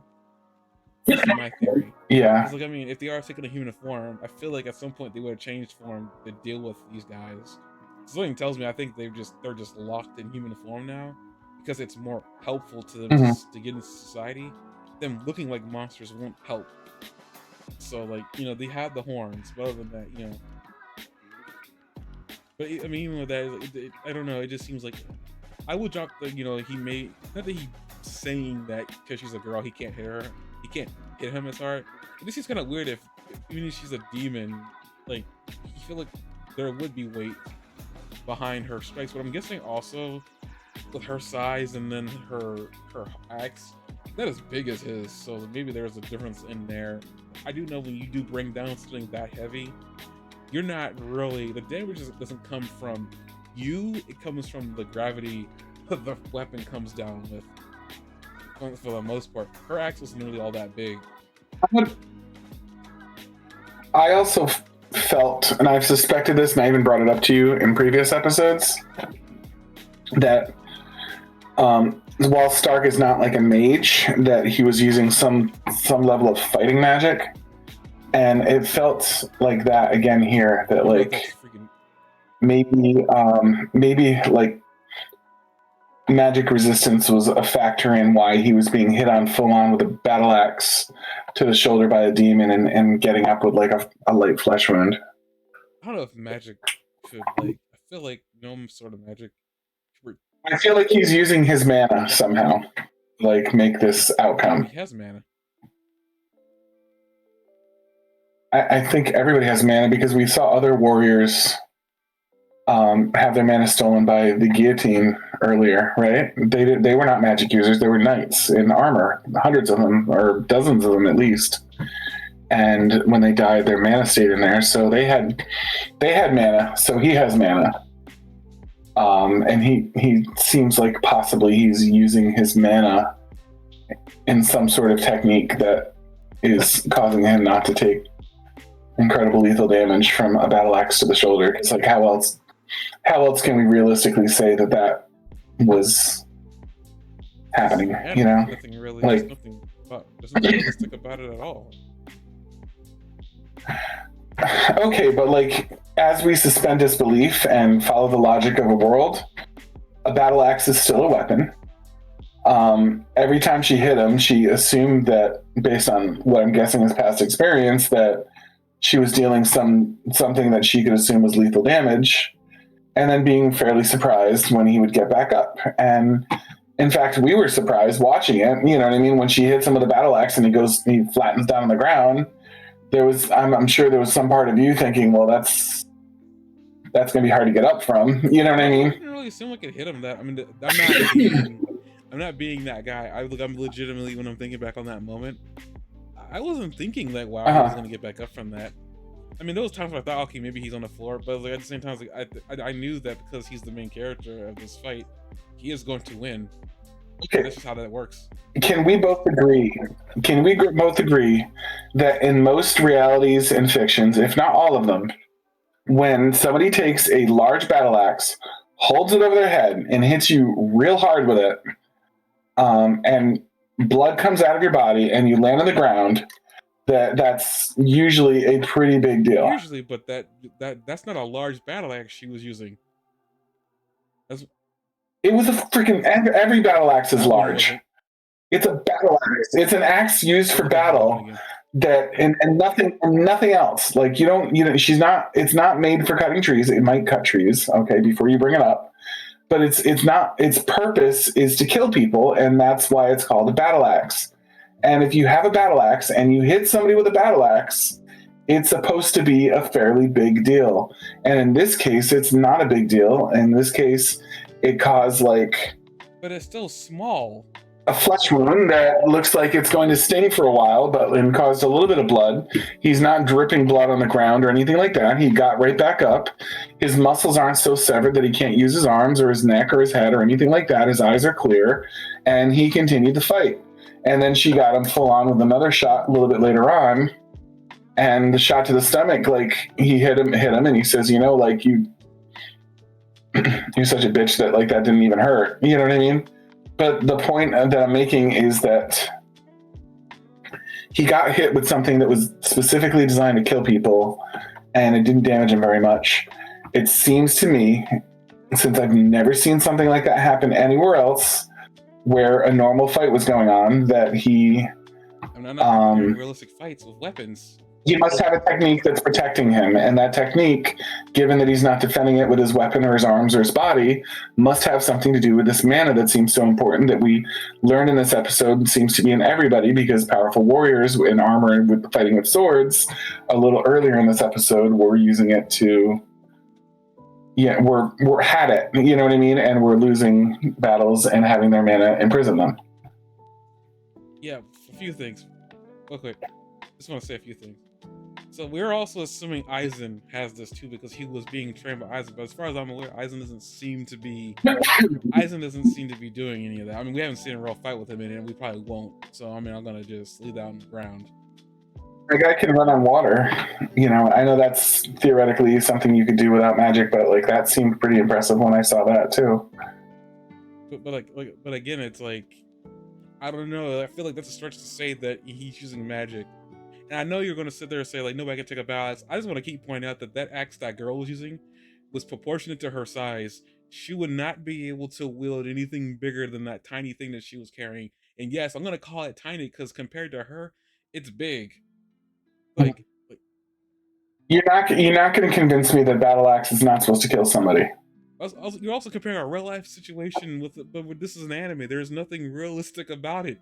That's why I don't understand when people do that. I don't understand it. There is something realistic about it. Trees still need water. Like, the sun still comes up during the day. Like, we're not talking like interpretive dance here or something like that. There are some things that, like, unless otherwise stated, you're supposed to believe that things are fairly like the real world. Do you know what I mean? Like, we're not talking a world of, it's not like dancing lights and chaos and abstract things. Like, it's a world that we need to follow mostly without every single thing being explained. They did not explain that there's anything different in this world about battle axes, so it stands to reason until we're told otherwise that a battle axe is a battle axe that kills people. I'm not sitting here comparing a real life battle axe, especially when she's trying to kill somebody with it, right? Again, like why would she try to kill him with a battle axe if it doesn't kill people? Like, I'm not saying she wasn't trying to kill him. What I'm just saying, like, it was still tiny compared to a weapon that small could not really hurt you. When she threw that knife at his neck, that was probably the most danger he was in that fight, because it skimmed his neck and like almost cut his jugular. He was certainly in danger when he was like, people, like, she assumed that he was dead, because that is the logical thing to assume when you're hit by a battle axe. But hers isn't really a battle axe. It's too dang small. It's more of a pole-arm than anything else. It's an axe that you use in battle. But it couldn't do anything. Okay, it's too small. You need me to call it a fighting axe instead? Is that like the problem? Do you want me to call it a fighting axe? She hit him with a fighting axe, a war axe. She's too small to do anything with it. Dude, I am never going to volunteer to get hit by that thing, because it would fucking kill me. Something that small would actually kill you. It's an axe, okay? Something that small would kill you. Yeah, 100%. There's no way something that small, it would probably nick you. 100%. I am not budging on this. If you get hit by an axe, it's really that small. If you get hit by an axe 3 times, you're supposed to die. Okay? Is that a mathematical numeration there? Is that like you gotta hit? You're really probably going to die from the first shot, but you're definitely going to be dead by shot 3. There's gotta be some size to it. That's what she said. Shut up. There's legitimately gotta be a legitimate size. That's why I don't think when she brought it down, it did that much, because it's just not big enough. She's not strong enough to hurt him with it. You gotta, like, there's gotta be. That's why when you bring something like that down, there is gravity, not really you, but it's too small for gravity to really bring it down hard enough on him. even she hit him with it. You saw what happened. It didn't go into him at all. I don't know why the other strikes did, but when she struck him on the side, it didn't go into him. In fact, he was surprised that she wasn't able.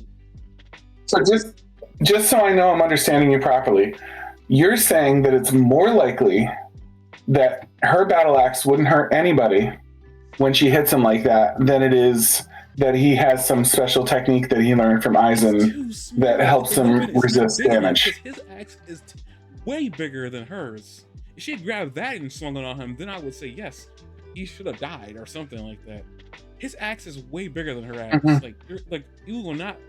That axe is more equivalent to a freaking polearm. She is too small to be able to hurt him. Well, first of all, she uses like 7 different weapons. Like, yeah, but she chooses to use the axe, which, by the way, is too small. Dude, you know what? It is bigger than his head. No, it ain't. Yeah, it is. I just stopped at a clip where it was next to his head, and I pressed the wrong button, so I'm having a tough time getting back to where it was. But he looks at it, and the axe blade is bigger than his head. Like, they show the axe next to his face, and it's bigger than his head. I'm not making this up. I pressed the wrong button, so I'm having trouble figuring out what that exact moment was. But it was the blade. He looks over at it because he dodged out of the way, and it's next to his head, and it's bigger than his head.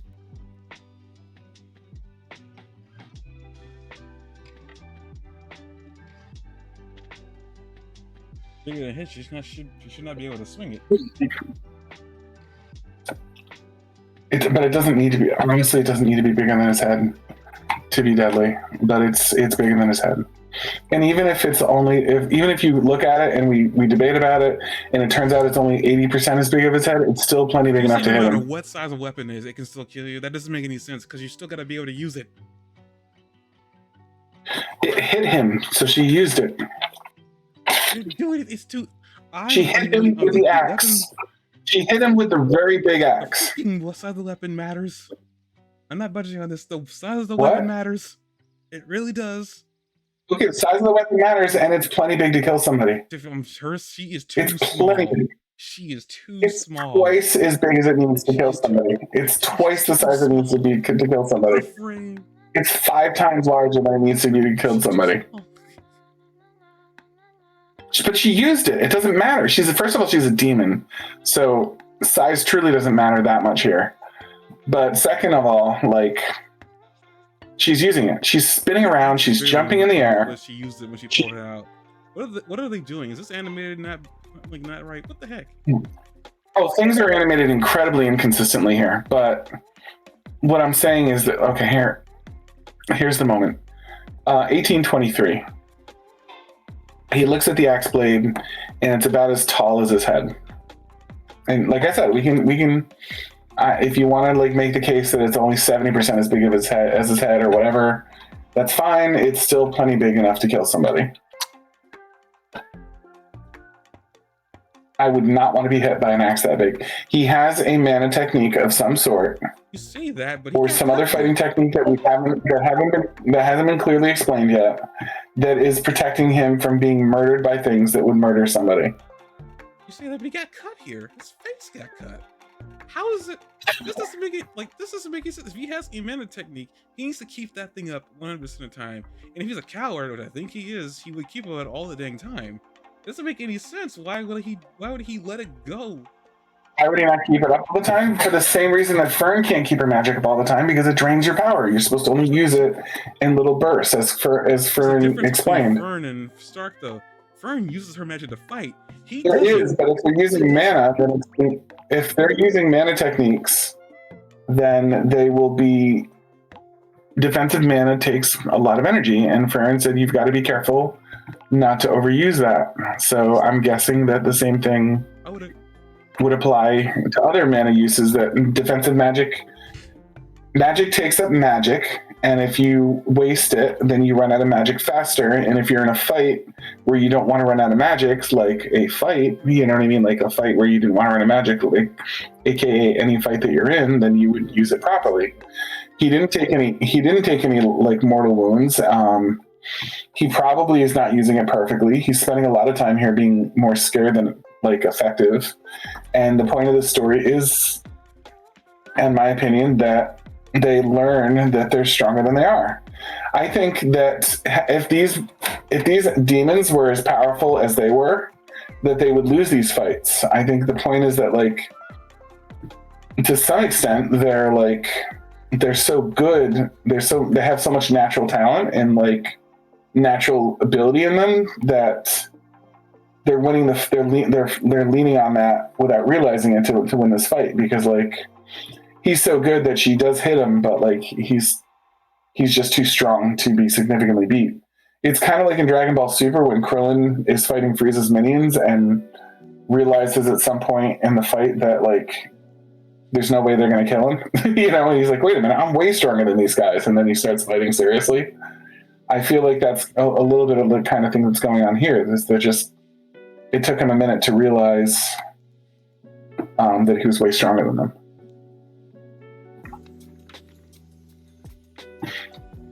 But in the same way that like Goku can get punched by something that would destroy a mountain and survive, you know what I mean? I think there's a fighting energy in this guy that, you know what I mean, is contributing to the situation. Okay, so first of all, I looked it up. So you're right. He's using mana to fortify his body. Okay, cool. Two, I'm looking at battle axes for women. I'm not going to gloat about it. Like, I'm glad that we found the answer. I still, dude, I don't want to be hit by. I don't want to be hit by a hatchet. I don't want to be hit by an axe. I do not want to be hit by any bladed anything. You could run away from a woman wielding a battle axe. I'm not sitting there saying that she wouldn't be able to kill you. I'm just saying, I'm not sitting there saying I want to get hit, but I'm just saying that, like, if I'm basing what he says about her ability to lay in his attacks that are heavy, and she is unable to lay in heavy attacks, that tells me the axe is too small or she's too weak. It's one of the two. Because regardless, if you're saying that no matter what, you know, an axe should be dangerous, it's not dangerous to him regardless, because I'm telling you, for whatever really dumb reason, he still, because I don't understand, like, to me, it's like, even with a little bit of, like, to me, I don't think, if a warrior is using mana to fortify their body, I don't think it's that, should be using that much. Unlike a mage who uses magic every day. If all a warrior is doing is just going to fortify their body, it shouldn't be utilizing that much energy to do that, in my honest opinion, because like they're not firing off mana bolts. The closest thing, I mean, is lightning strike. Other than that, it's like, if we use Dragon Ball Z as like a if we're going to use Dragon Ball Z fighting as an indicator here, like conservation of energy in a fight with martial magic or ki or anything like that is pretty important. Like, Goku starts all of his fights out in base form because he's trying to conserve energy while he learns like what they're like, and being in his full power mode is draining for him, so he avoids it, you know what I mean? Because when he goes into Super Saiyan 3 or Super Saiyan Blue or his higher level forms, you see that like it drains his body and he can't only hold it for so long. So his body, because like that's all Stark is doing, and then the occasional whatever special move he has. I'm just saying that regardless of that, like, I would argue that Goku is using ki to protect his body, and that that's a factor, because you remember when Goku and Gohan come out of the hyperbolic time chamber after training to fight Cell, and they have that day that Goku's just like, no, we trained enough, like we're not going to train anymore for the time being. And there's a scene where Krillin looks over at Goku who's sleeping, and Krillin's like, I bet he's like the most alert person in the world, and I bet that like if I throw this rock at his face, you know what I mean, that he's going to wake up and catch it. And then he throws it at his face and he's like, ow, that really hurt. You know what I mean? Because Goku's defensive magic was not up at that time, and he got hit in the face with a rock. I've seen them get hurt when they were in Super Saiyan. Even Vegeta got his freaking arm broken. You can't tell me that he wasn't trying to protect his body. Ninja 18 grabbed his arm and broke it. Or not broke it, but moved it from the arm socket. No, 18, that was brute force. I'm talking about when Goku was like sleeping and Krillin threw a rock at his face. Like, that's what I'm talking about, and it hurt. Like, you know what I mean? Krillin Like still you, punched him though. if you're not defending if you're not defending yourself, like you can, you can, you can get hurt even if you're really strong. I honestly, I just don't think it wasn't like he was in that fight with that. I'm just going back to Frieren. It wasn't like he was in that fight with her for all that long. Yet he was still getting. She cut his face. She but then apparently she wasn't. She wasn't. I just saying like, to me, a weapon that big, whatever. Not even want to discuss the weapon anymore, but a weapon that big, no matter what, they're using gravity to bring the weapon down, along with their own ability to move the weapon. For whatever reason, he was saying that, like, to me, it's like that weapon didn't seem that dangerous, at least to him. I mean, he learned that later, but at the same time, I just feel like it was too whatever it is. There was something different about that axe because she kept on changing out weapons anyway because she was making them with mana.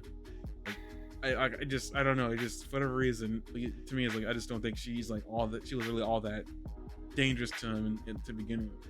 Of course, he learns that later in the fight. But I'm just saying, it just to me is like her weapon wasn't all that dangerous. I'm not sitting there saying I want to get hit by a battle axe. I'm just saying that typically the size of the weapon does matter. It's like weapons are built certain sizes. I mean, that's why there's a cannon. The thing is huge, and that can kill you from one cannonball. So I'm just saying, like, the size of the weapon does matter. I think It's not arbitrary. I think the key is the bigger factor here. Just like Trunks could cut Frieren in half, but when King Cold got the sword, like he couldn't do shit with it. I think he is a pretty big factor in this. Whatever, he's using mana, but it's like I don't know. To me, it doesn't make any sense why his. I mean, I guess you can just inconsistency. I don't really like using that word when it comes to certain because it just seems like you're calling Arthur or whatever lazy. I don't like calling Arthur lazy because the guy do all kinds of crap regardless to keep things going. A lot of that might not even be their fault. It might be the animators or whatever. But I'm just saying, like in general, it's like to me, it's like that's so freaking weird. I feel like he's bringing it down and up again. It doesn't make. Why bother? He wasn't. It wasn't like he was using lightning strike until at the very last moment when he brought the axe down on her and cut her shoulder off, cut her shoulder meat off. It just to me, it's like okay, like I feel like there's got to be. He's just using his own muscle strength to hold himself together. So he made a dense part of his body where the axe hit. I also want to say the axe wasn't all that big. She's also tiny. Well, correct, she's not really that tiny, but she's still the size of a normal girl in that world. Regardless of whatever she is, she's the size of a normal girl. Like the axe matches her body size, so like it's just too small. Like I said, there's a scene, and I gave you the timestamp where it goes by his face, and you can see how big it is relative to a normal person's face, and it's very big. I also want to point out that the size of things in this episode fluctuates drastically. Apparently, it's as big as you want it to be at the moment. There's a really good moment, an example of this. Let me see if I can find it for you. She does make it with her mana. So there's probably an explanation because it's not a real weapon. Hang on a second, please. Look at 2252.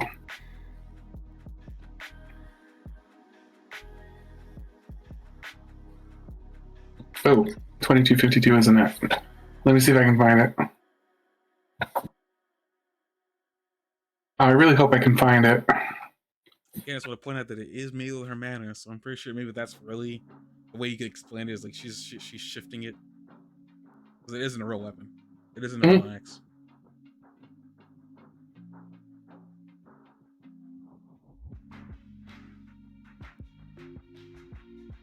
I don't know, it just didn't look any bigger than a freaking pole arm, actually.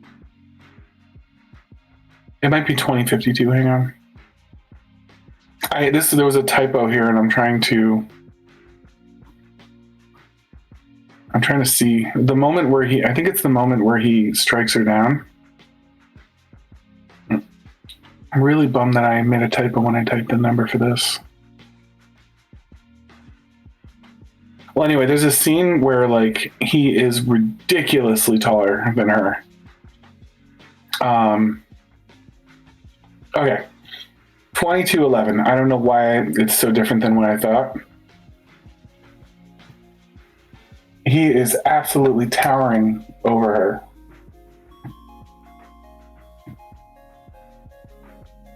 He's also squatted, by the way. I know, but that's quite a bit of a difference. She's low to the ground. I'm not saying that he wasn't really Yeah, tall, okay. but I'm just saying that like like I think it's perspective in terms of like where she is, how she's looking up, and stuff like that. Yeah, that's a little fair. I just I think that there is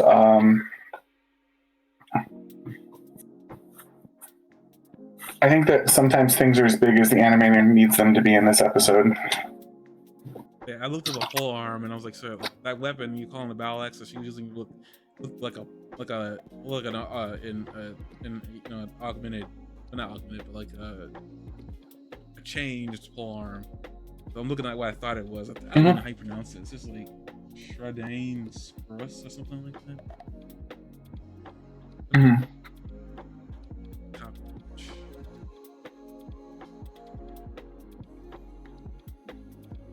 That thing in the middle, I posted something in Discord.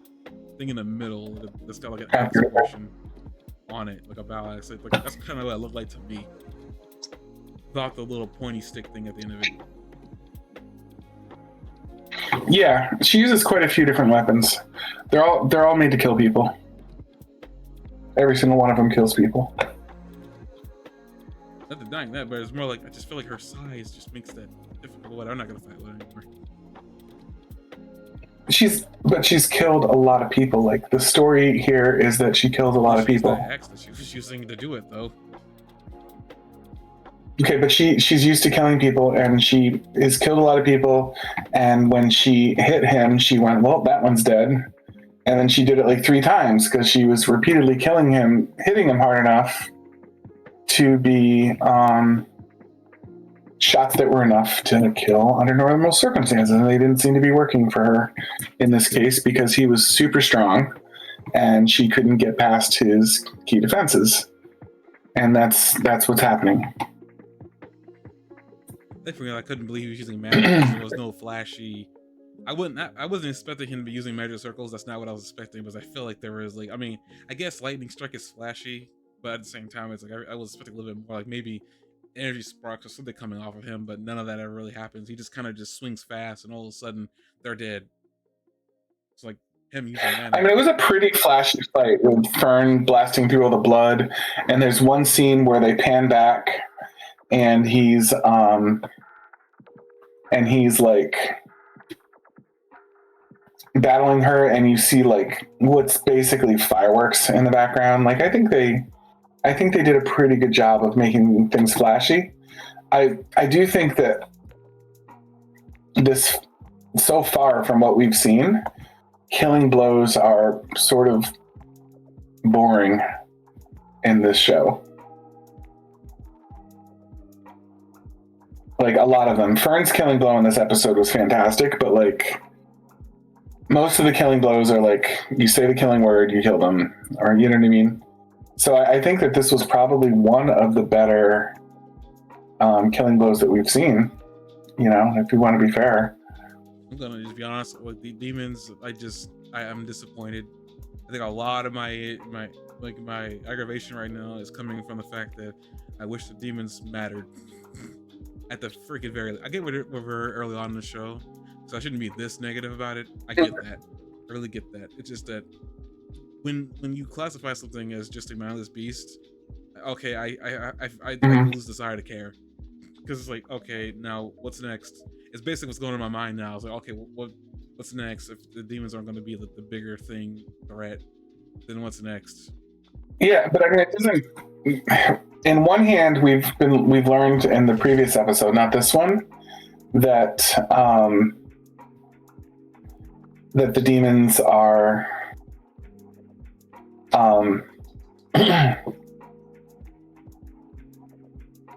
improving their magic. Like they've been enhancing their magic, and there is sort of an arms race right now that I mentioned in the first episode, where the killing magic that Frieren introduced.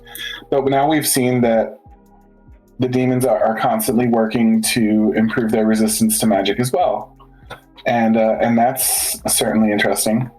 And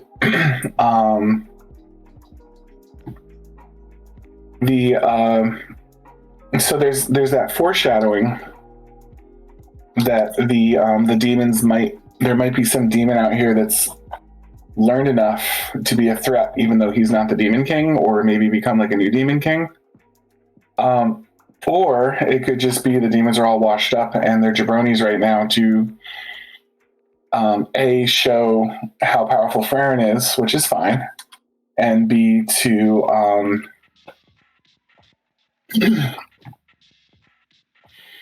be plot devices. You know what I mean?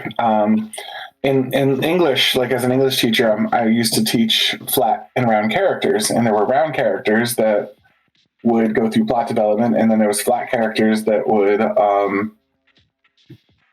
be unchanging characters that were there to help develop the round characters. So it could be that these are flat characters that are plot devices. You know, these fights are to show us that things are happening that will and how it's growing the characters. And we're like, this being a fairly slow moving anime so far, like this could all be built around the idea of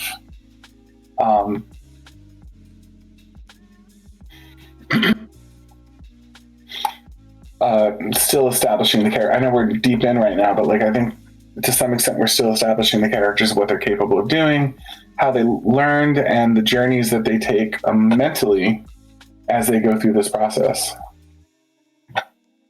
And I get that. I like that they're doing that with Stark, Frieren, and Fern. But like what I would like is to see like a villain or whatever like that do that and be around for a lot longer.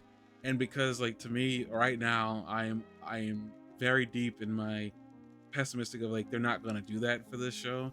And I like it sounds like I'm not liking the show. That's far from it. But basically I'm just upset right now because like normally the demons in any scenario are usually the ones that they bring up about a lot longer. But like to me, because they classify them as, I guess, jabronis is what you colorfully call them. They're not important. So I'm sitting here like, okay, so what is the thing that's going to be around for a lot longer? So far, we've seen a lot. We've seen this world. We've seen what the world has so far, and I don't know if they're going to expand on it any further. Something tells me I think the demons are the end, but it just I would like that the demons weren't called just mindless monsters, or better yet, I wish that they didn't confirm that they were. Maybe that's really an issue for me. It's like I really wish that they would have fought that accusation, because it sounds like maybe they won't be. Maybe like the lower demons, because every time we meet a higher level demon, it seems like it gets more sophisticated. Maybe the story is going to be the higher we go, the more human-like they are. It's not impossible anyway that they become more human-like as we go. There's going to be a progression of some sort to the plot. You know what I mean? So why not that?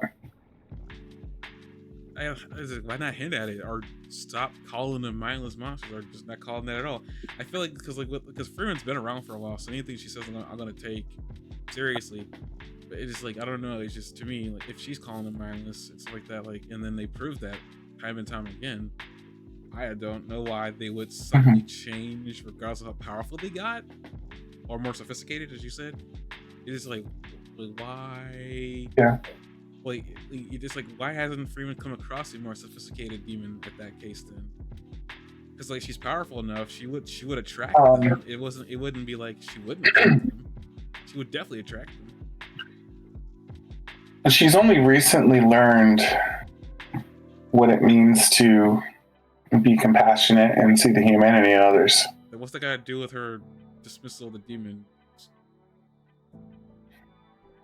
What I'm saying is like she's obviously not very open-minded about demons. Maybe she needs to be learning a little bit more.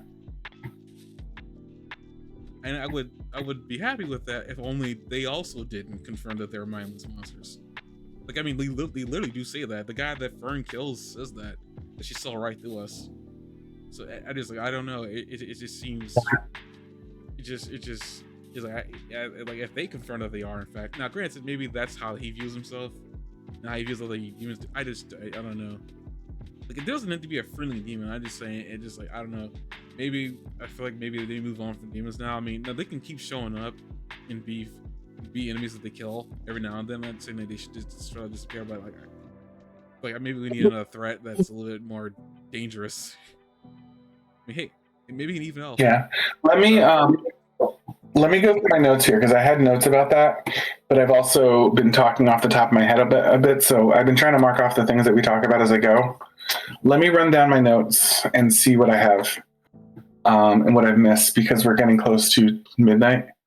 I mentioned that when Frieren dispelled the armor, I wonder if she found an efficient way to do it, or if she's just much more crazy powerful than Aura, or like I said, she's not powerful enough to be able to afford it, but it was important to her to do it because she knew the person whose soul was trapped.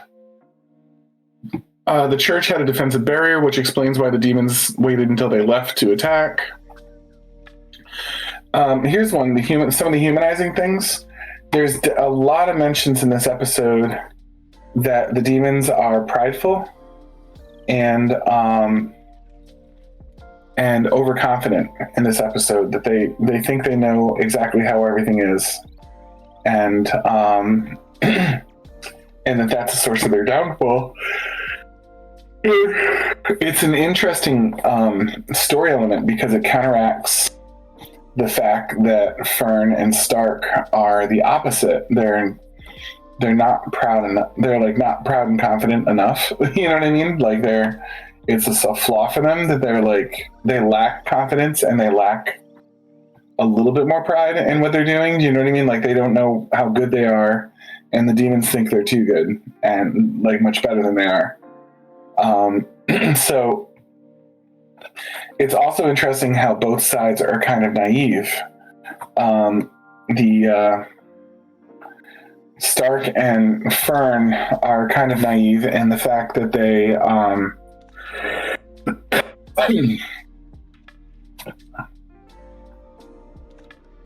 I don't know how to explain it. I'm gonna skip that. But the demons are naive, and that they don't quite understand enough how people work.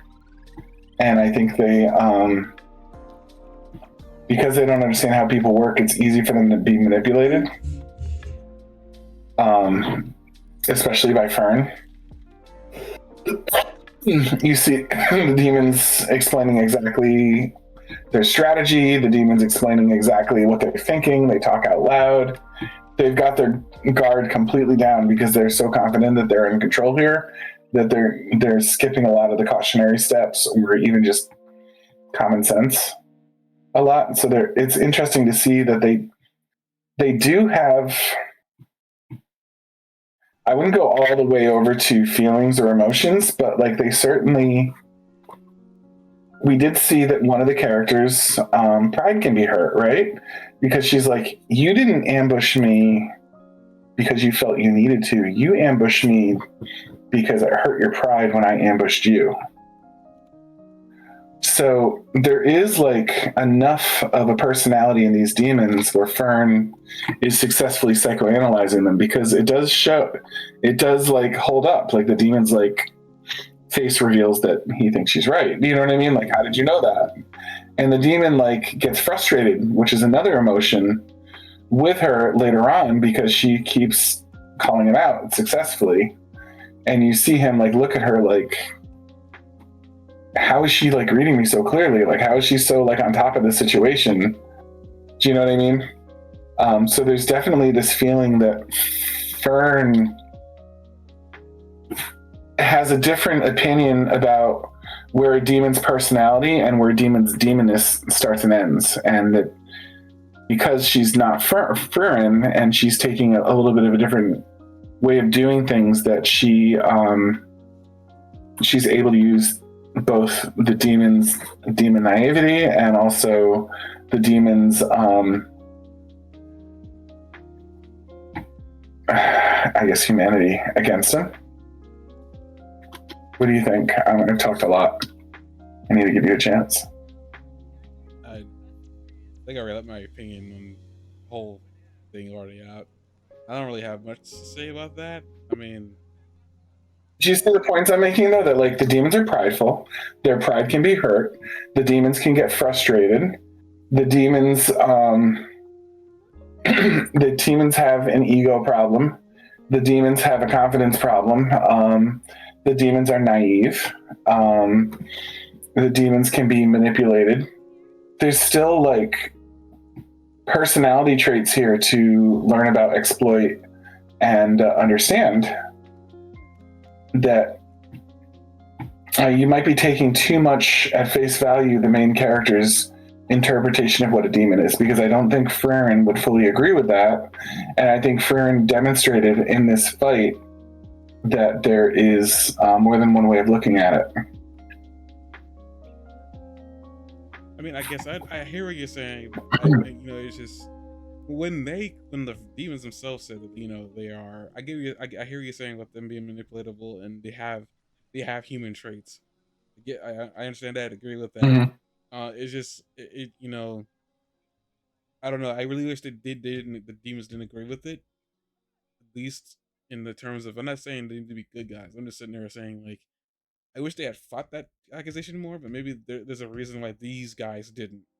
And maybe later on there will be another group of demons that actually are more human. I mean, I'm gonna try to leave my mind open for it, but right now, like, I'm very disappointed, and it seems like these guys didn't really, at least this fight didn't uh improve my attitude towards it.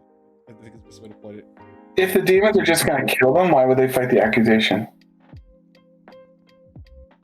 What do they get? Given that demons seem to do things that only benefit them, what is their motivation? Like, what would motivate them to want these people to think differently of them if they're just planning on killing him in a couple minutes? And she would be keeping Stark alive to toy with him and torture him, and he would be keeping Fern alive to interrogate her about Frieren. So they don't. In their minds, I imagine that their psychology would be, I'm going to be killing him and this person in a minute. It's sort of not relevant what they think of me. Of course they don't like me. I'm killing them.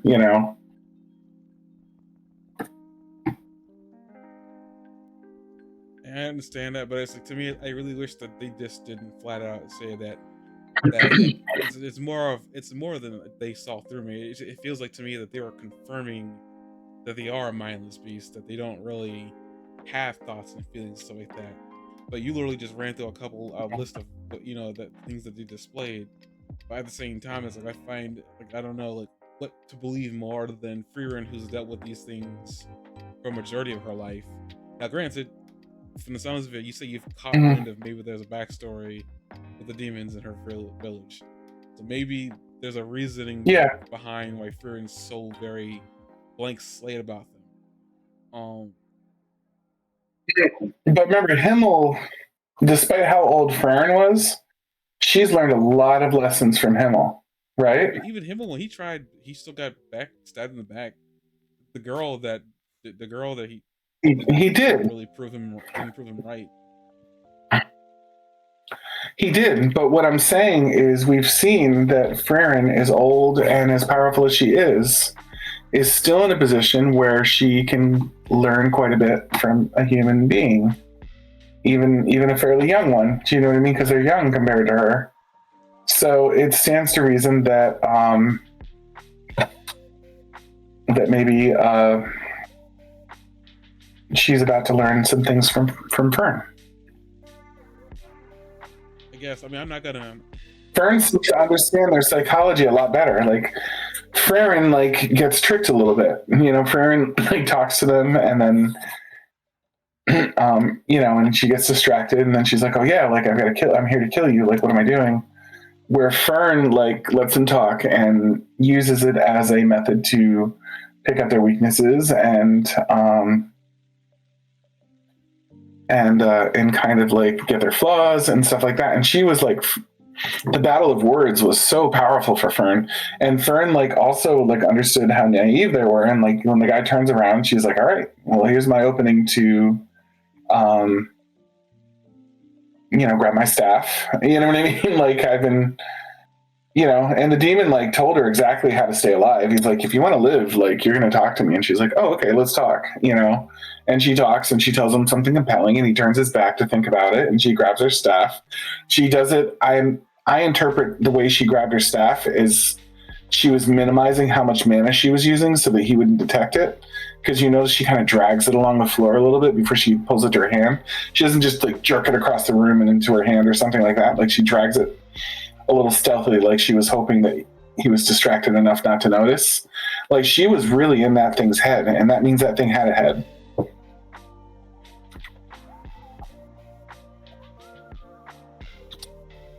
I hear you. I do hear you. I'm still fighting.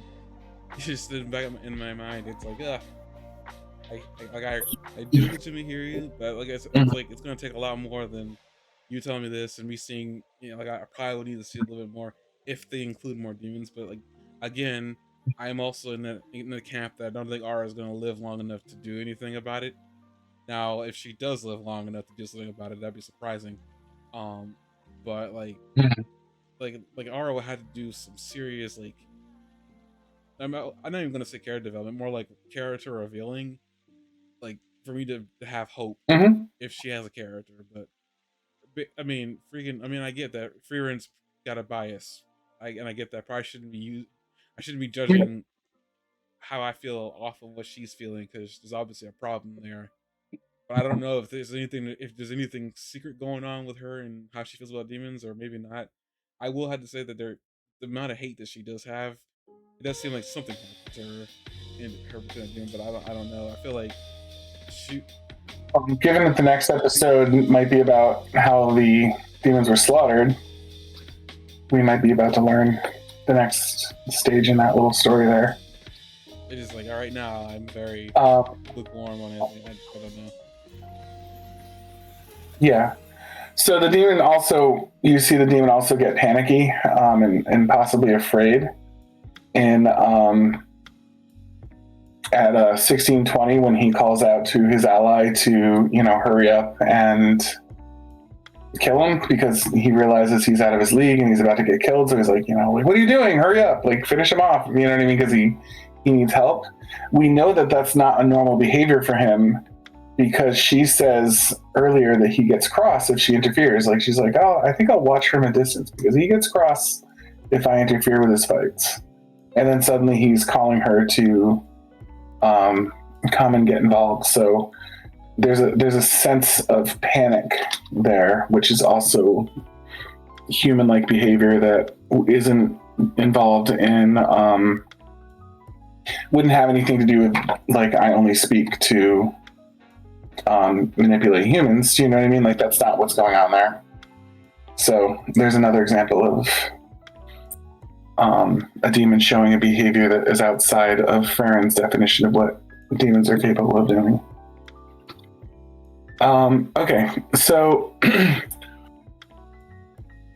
this is just a small little point. Animes always seem to emphasize how crucially important speed is over everything else. That like you can be as powerful as anything, but like if your speed is not on point, like you're wasting your time.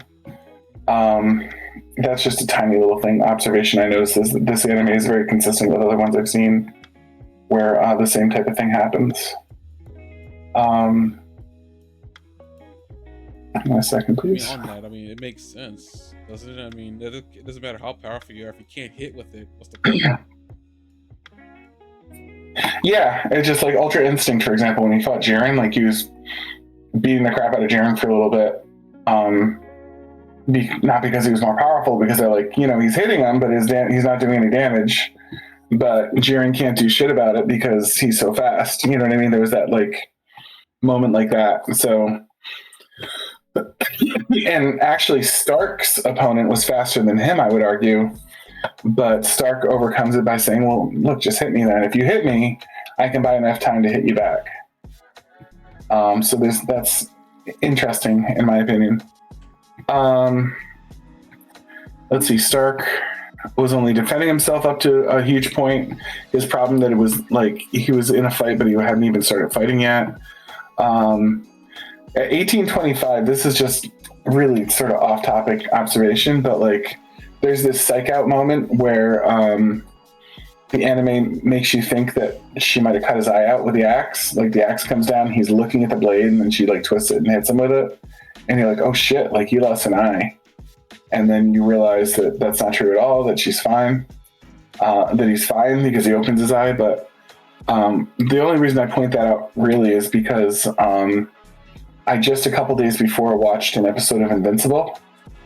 And the exact same thing happens in Invincible. A guy grabs the main character, and in Invincible, there's a lot of blood and gore. It's like a very, very violent, bloody animation. And there's this scene where the bad guy grabs the character and digs his fingers into his eyes, and they start bleeding. And you think that he's just poked his eyes out, and then like a couple seconds later, like he opens his eyes and it's revealed that his eyes are fine. And you get that same feeling here, where like you're sort of psyched out, thinking that like, oh, he just ripped his eyes out, and now the rest of the anime, like, he's not gonna have eyes. And then and then he opens his eye, and like, you know, life goes on. The she-demon that they're fighting, and I'm sorry, I've forgotten names so completely throughout this entire podcast. She has the ability to copy other people's fighting style. That's not the first time I've seen that either. The Marvel character Taskmaster has the same ability. And in the movie that she recently appeared in, not only does she have the same ability, but she it's a female character. Taskmaster has been both a male and female character in the comics.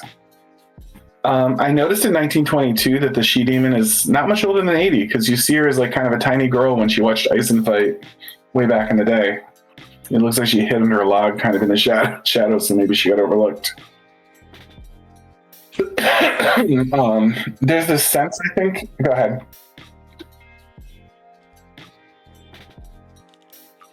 Go ahead. You guys kept talking. I just only typed in there just to let you know before I disappear. Because you get angry when I do that. What's going on? Oh, I'm just gonna wait for you. Thank you. No, I'm back. I mean, I feel like it's good.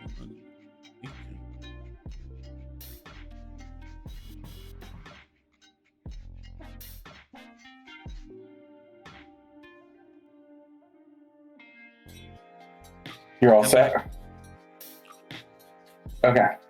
I thought it was interesting, the plot point on Stark's part of like, he's saying I can't win against her, but what he's really thinking is I can't win against Stark. I mean against Aizen, because he's in his mind he's sort of fighting Aizen here, and I thought it was interesting that like,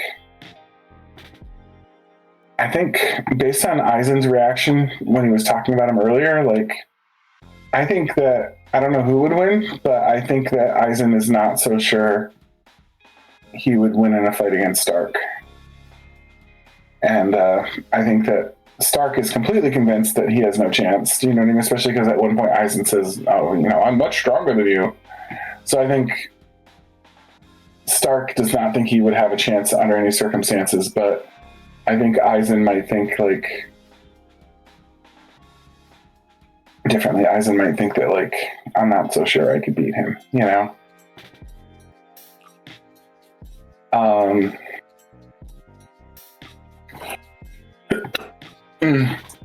I loved how extremely dwarven the advice was that he gave Stark, that like inspired Stark, where he was just like, well, you know, if you want to win, what you have to do is be standing up at the end of the fight. You know, that's like the most dwarven advice I've heard in a very long time. I was very amused by that like advice. But it also reminded me, again, another Kino's Journey parallel. There's a quote from Kino's Journey from her master, where her master gives her a piece of very important advice. She says, master, like, what? This is the original Kino's Journey, not the new one. She says, master, like, what advice do you give me for when I go out on the road and become a traveler? And the master's voice was, well, the most important thing is not to die. Is not die. So, and then there's a scene later where Kino is asked to give advice, and she says to somebody something similar. She says, "Don't get killed." And then later in the episode, this is just a footnote, but later in the episode, she says, "Don't kill anybody." But there is that moment where like her big advice is, "Don't get killed," and her master says, "Don't die." And I don't know. And he's saying, if you're in a fight, at the end of it, be standing up. And so it's like the same sort of not extremely helpful advice that still resonated with the people that it was bestowed upon. At 2151, I just, again, where I said this episode, things are just seem to be about as big as the animators want them to be at any given time, whether it has anything to do with reality. I just was amused a little bit by how absurdly large the moon was at 2151. Like, it's like you can see the craters on the moon. Like, it's like you're looking at the moon through like an electron telescope or something. It's like ridiculously big, which I just found a little footnote of that being amusing. I've only got one note left, which is that people on Reddit were talking about Fern and Stark being a good team in this episode. And I didn't see it, and I was curious what your take was on that, because like what I see is two people fighting and nearby each other and not really working as a team per se. Like they've paired off with like the one they've decided they're going to fight, but it doesn't feel like, it felt like they were just doing the best they could once they were ambushed. It didn't feel like they were working like a coordinated team, really. What do you think? I mean, they were a duo. I mean, I think most people were talking about how well they bounce off each other. I think people are already shipping them by this episode. I think it's what that's really about. But they do work well together here. Yeah. I mean, it's like Stark would. They didn't work together though. They weren't even like nearby each other. They were working together. They were near each other. They were working together. I mean, like Stark would have gotten killed if it wasn't for Frieren realizing that the demon blood the blood on him was covered in mana. Had mana in it. Stark probably would have gotten killed by whoever. I don't think it's the girl attack him. Oh, who attacked him first? No, it was the girl that attacked him first. But Frieren realized that there was like blood, there was like a mana on them from the demon blood. So she was able to warn him that that's what was going on. Not that it really helped him in the long run, but it's like, I mean, they still kind of worked, because like before the fight, they were together working a plan. I mean, yeah, it was Stark saying that we should go get Frieren. But I guess I will say one of the weirdest things about Frien's character this episode was how in a brief moment it seemed like she cared, but I don't think she did. Yeah, Frieren cared about Stark. It seemed like for a brief moment when it seemed like Stark might be gonna sacrifice his life, like only because she was kind of worried, because her voice kind of changed a little bit, like she was kind of concerned. It sounded like she cared about him, but I don't know.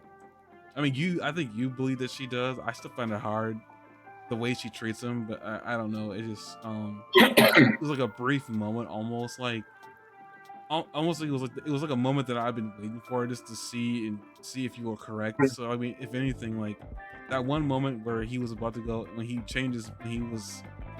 sounded like he was gonna go fight them, and then he said, "Oh, I'm gonna go and beg Frieren to come back," and her voice went back to normal. But right before that, when she thought he was gonna go, it seemed like she actually, for a moment, cared. But I don't know. I can kind of go either way on that. But I think they worked well as a duo. I mean, I don't think every comment about people working together has to be anything about them fighting near each other. I think they might just be referring to other moments that they worked well together. Because like when they are talking to each other and they are like doing investigations, they really do bounce off each other. Even in an intro, when it comes to like in the intro song, whenever like the things are playing, there's a very specific scene. They show a Fern and Stark talking. Meanwhile, Frieren's in the background in a window that I don't know why it's there, looking at both of them smiling. So I was like, I think they are supposed to work well together. Like this is like it's it may not be a fight that they work well together, but they work well together in other situations. It seems like they have Mhm. they have a chemistry. Uh, Just meant in this specific episode, I didn't see a lot of evidence. I think in other episodes, I think they will be working as well as a team in the future. In this specific episode, I did not agree with people that said they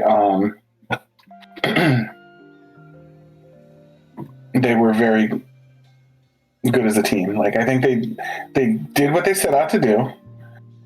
Things did not go as planned, for sure.